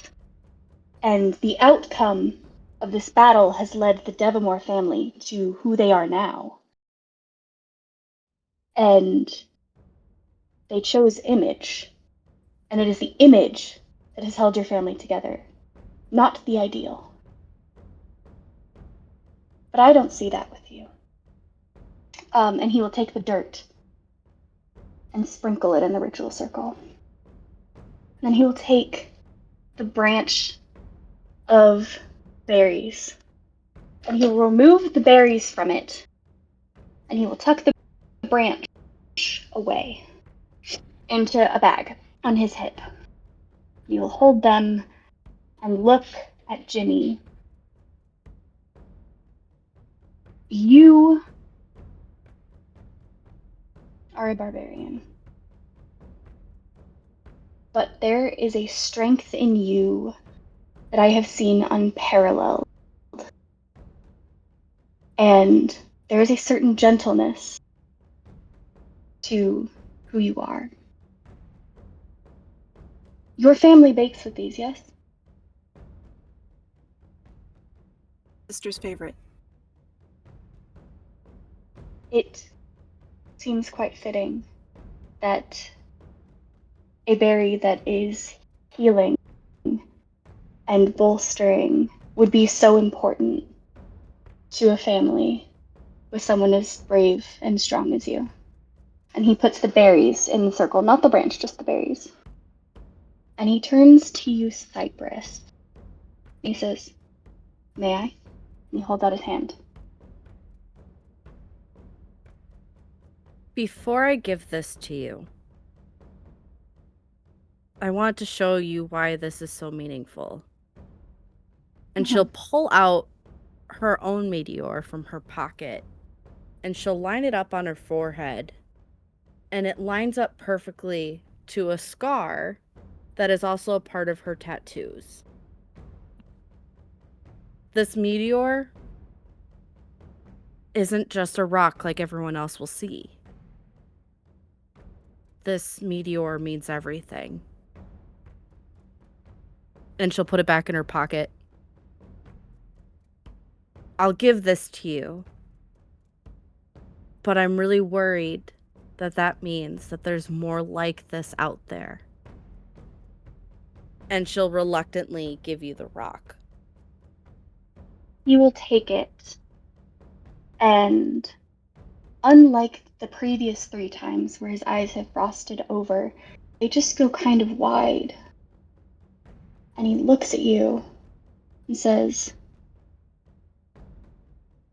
"You are a much needed breath of chaos in a world that is far too focused on order. In a family far too focused on order. And I never want you to lose that chaos. because you are a sign and a symbol that this world can thrive with chaos in it. And he will set it in the ritual circle. And he will look at the circle, and then he will turn to Calypso. And at this point, he drops all of your seemings. So you return to your usual appearances. And he looks at you, Calypso, and he says, I didn't ask you to bring me something. And I I noticed assume that. you wonder why. Oh, well, I thought it was because everyone else has family, and my mum is kind of like the sky. I don't know. Would It's been you very difficult trying to sort it out. would you like me to tell you about your mother? And why I didn't have you bring me something?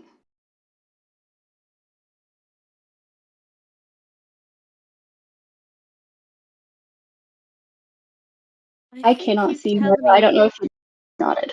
I think if you tell me about my mother, I might fault you for it. If you know my mother better than I do, it might I make me jealous, Green Wanderer, but I would love to know why you didn't assign me something to retrieve for you. I'm very capable. When I met all of you, I did not know who you were. But you, Calypso, I feel a kinship in you. And I do not personally know your mother as knowing a god, an outrider, if you will, as someone so beyond powerful is impossible to do. But I felt in you the tempest. And the reason I did not ask you to bring me something is because I have to ask you to do the hardest thing of any of your friends today. As currently a storm, a god, surrounds the island Abyss that you need to go to, preventing any and all planar travel. And that tempest resides within you, because that tempest is your mother.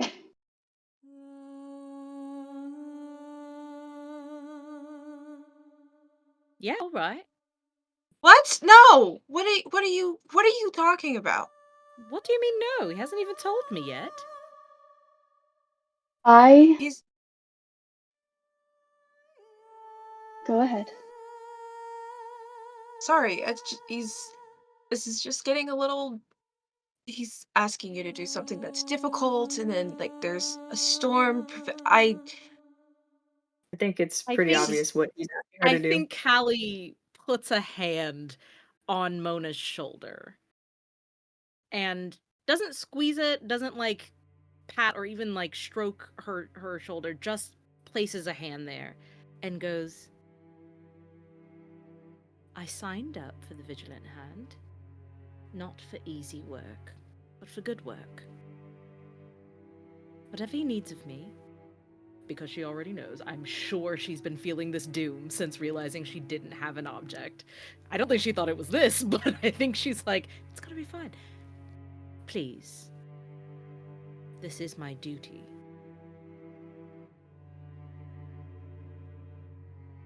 You Mona look looks up at you, and you can see that she wants so badly to argue with you.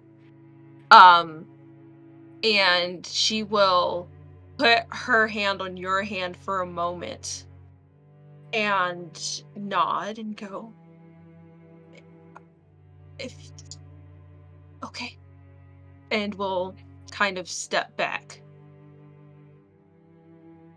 And Callie Jenny, turns her attention back to the Green Wanderer, but like is looking at everybody in the team individually, lands on Ginny first because she just learned how to use her rage, and just kind of smiles at Ginny. Ginny, go Jenny ahead. kind of eyes her and says, you might be learning a little bit more about rage, but the thing that I've learned all of these years is that you learn who you are when you're raging. But the hardest part about rage is as you learn who you are, you have to learn how to accept yourself. Or the storm never leaves you. I think Callie reaches for Ginny's hand and squeezes it and says, well, you know I've never been afraid of a good storm. It'll be fine. You will be.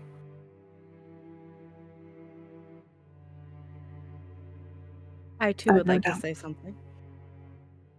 Go ahead, Cypress. She's gonna dig in her pockets. She's gonna pull out a letter. And she's gonna hand it to you. I wrote letters to everybody in case I died. Or went somewhere that you could not follow. And in this letter, it has a lot of very vulnerable, very uncomfortable things. But I want you to focus on the part where, because you're going someplace where I cannot follow, if you ever need a friend, or if you ever need someone to talk to, just look to the stars. And I will also be there, listening.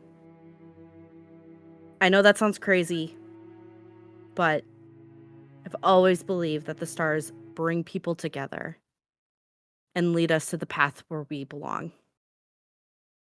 And who knows? Maybe this letter will give you some comfort too. In that moment, I think Callie has the urge to kneel in front of you, but doesn't. And instead you see her, even though that they've like had the seaming removed, is still on the ground. And instead of flying up, quietly cast levitate on you, Cypress. And as you fly up to eye level with Callie, she goes, it doesn't sound crazy. Gnomes can do anything. And she'll Don't you give you a forget little it. kiss on the forehead while you're flying. Aww. And she'll turn to Dessa, and she'll give like a look like, don't get sappy. But she looks at you waiting. All right. I'm sorry. I'm not smiling because this is funny. I'm smiling at what you just said. Dessa did not plan on getting sappy. She's not really the best at, because clearly this is a goodbye, but she's not really the best at doing that. So she kind of she says, I'm not gonna get sappy, but I am gonna say thank you for every single thing that you've done for us, for the mission.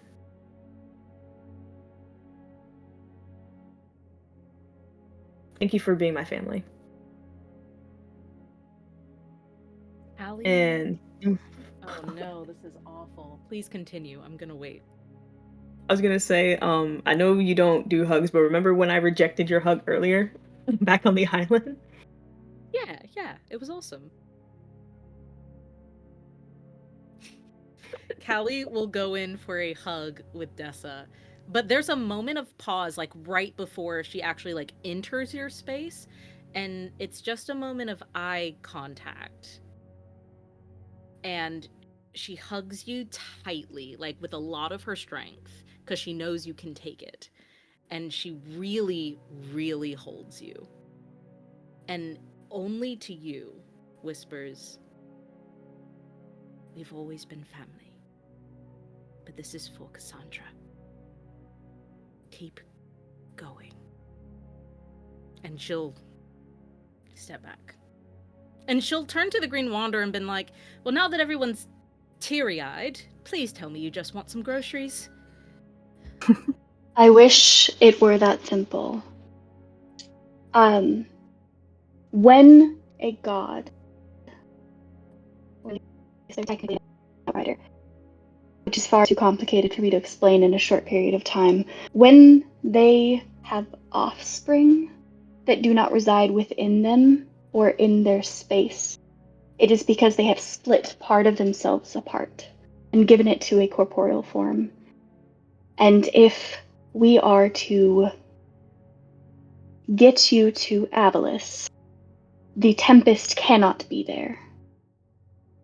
And I cannot call the Tempest. But when you are the storm, you get to tell it where to go. So, if you are willing, I am asking you to stand in the ritual, to rejoin the storm and to call it to Shanti Hutha instead of Avalis, so that you may go. You will rejoin the Tempest and your mother.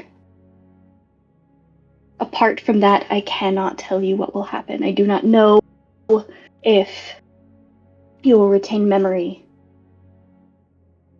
but I know that you will have helped save the world if your team succeeds. Well, I was doing that anyway, wasn't I?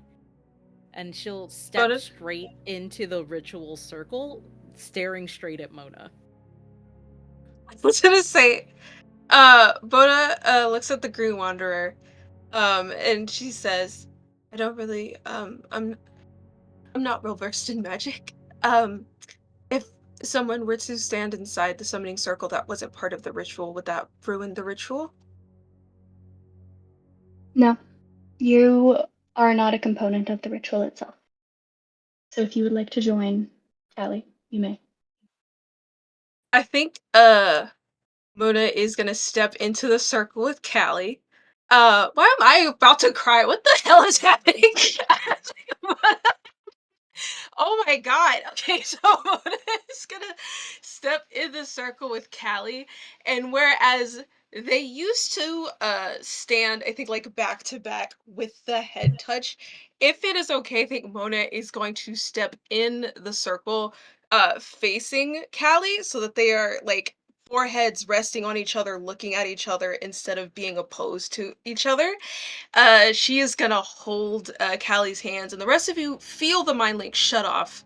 Mona is still in there with Callie, and Mona says, "I don't know if you're ever gonna remember me saying this, but I just want to let you know you were everything to me, and I am going to miss you." And then she'll just hold Callie's hands and just rest her forehead against Callie's. I think that Callie, as her forehead rests against Mona's and she hears that, she has always known what they mean to each other because it's been unspoken. It hasn't always been romantic. It's been a very deep connection before any of that. And hearing that is enough for her. And all she says, and this is out loud because she doesn't feel this way about Mona in private in her last moments. She will say, "And I need you to know that your excellence has nothing to do with why you are so great." And she's gonna make sure that her hand is out so she can maintain concentration on levitate for Cypress, so that Cypress gets to fly as long as possible as the ritual starts. As the ritual starts, I'm gonna look at Callie and Mona and just say, "You told me to always be a gnome. You better be a gnome too. Because gnomes can do anything, but more importantly, you can do anything. I'll keep her safe. I promise."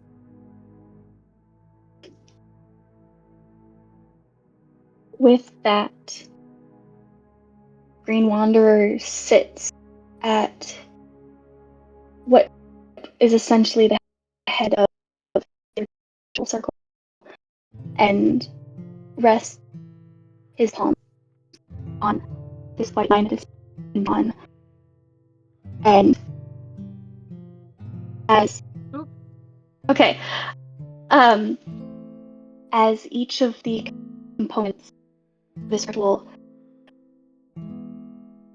slightly glow as the magic swirls around the ritual circle and around your feet, Callie, that feeling of coming unraveled begins to hit again.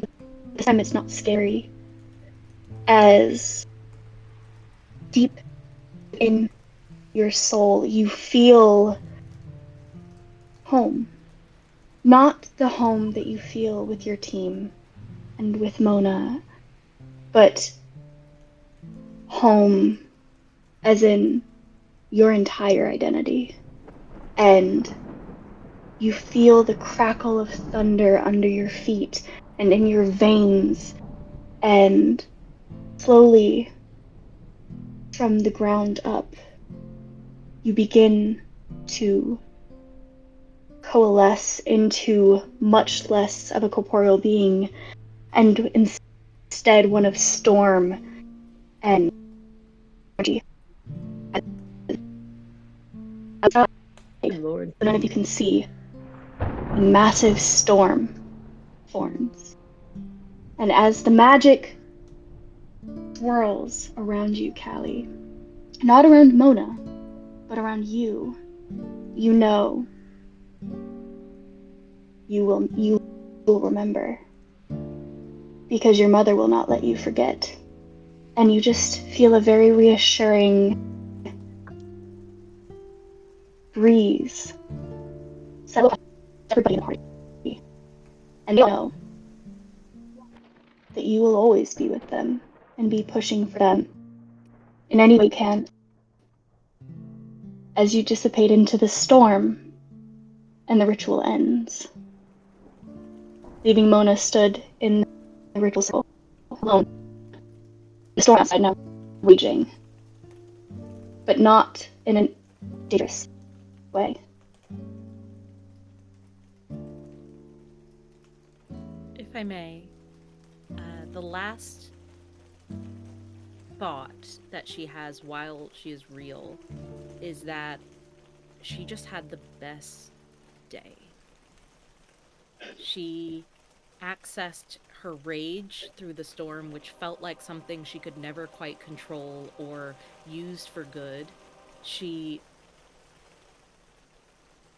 heard Mona speak her heart, which Mona is terrified to do. She prayed to her mother and said, "Please let me do some good." And her being reassimilated into the storm is the thing that's gonna save them. Her prayers were answered, her love was shared, and her self was real. And that is enough for Callie.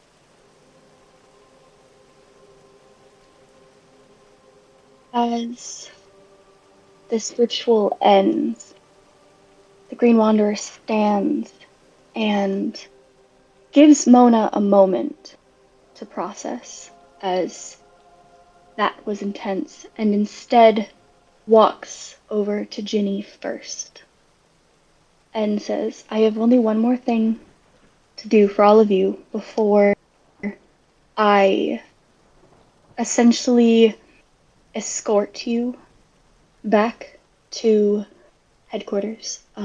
We will get back, and so you can go save the world. I have the coordinates for you, but I have some gifts if you would all allow me." And he will gesture towards your warhammer. Say, "May I, for just a moment?" She kind of wipes little tears from under her eyes and then brings out the warhammer and offers it. He takes it from you with surprising as somewhat of a final gift from the ritual and your friend, despite everything that is. already been given to you by your friend. Was left with a little bit extra, and I feel as though she would agree this would be a good use. And he runs his palm down the wooden shaft of your warhammer, and as it passes over, a set of runes appears. And this flickering blue color, as he enchants your warhammer to be a +1 warhammer. And he will hand it back to you. And he will turn to Cypress, and he will say, "May I see that little asteroid you had in your hand earlier?" I will give it back. She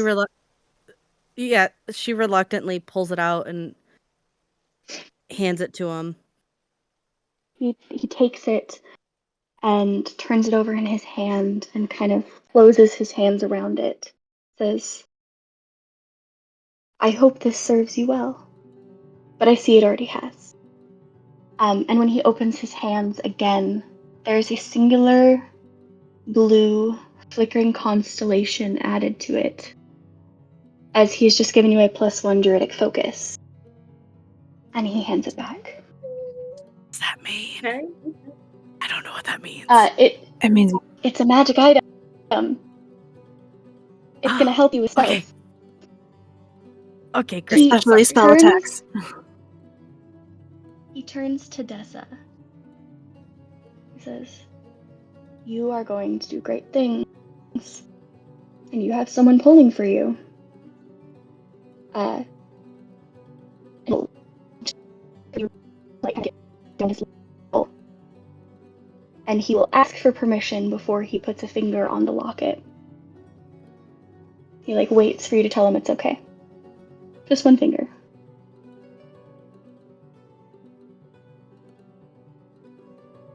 Dessa just hesitates for a second before nodding slowly. You will just touch his fingers, center of the locket, and enchant it, saying, "I didn't choose this gift, so I do not know who did, but they clearly have much faith in you. And your locket is now an amulet of the devout."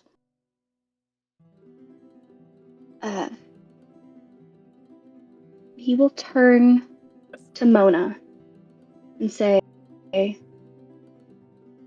he'll walk over to the North Star and he'll say, "I am sorry that you had to lose someone who was clearly important.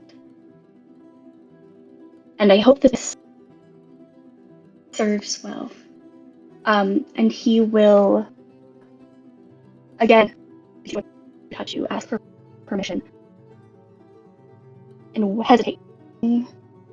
Lightning flows over your robe, so leather armor, and you can almost feel the energy off of it that crackles slightly with lightning.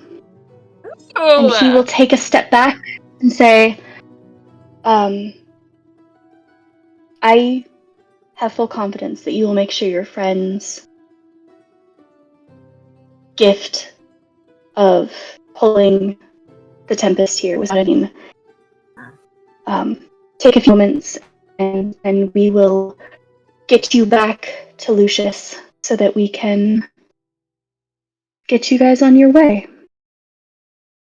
And that is where we're ending the session.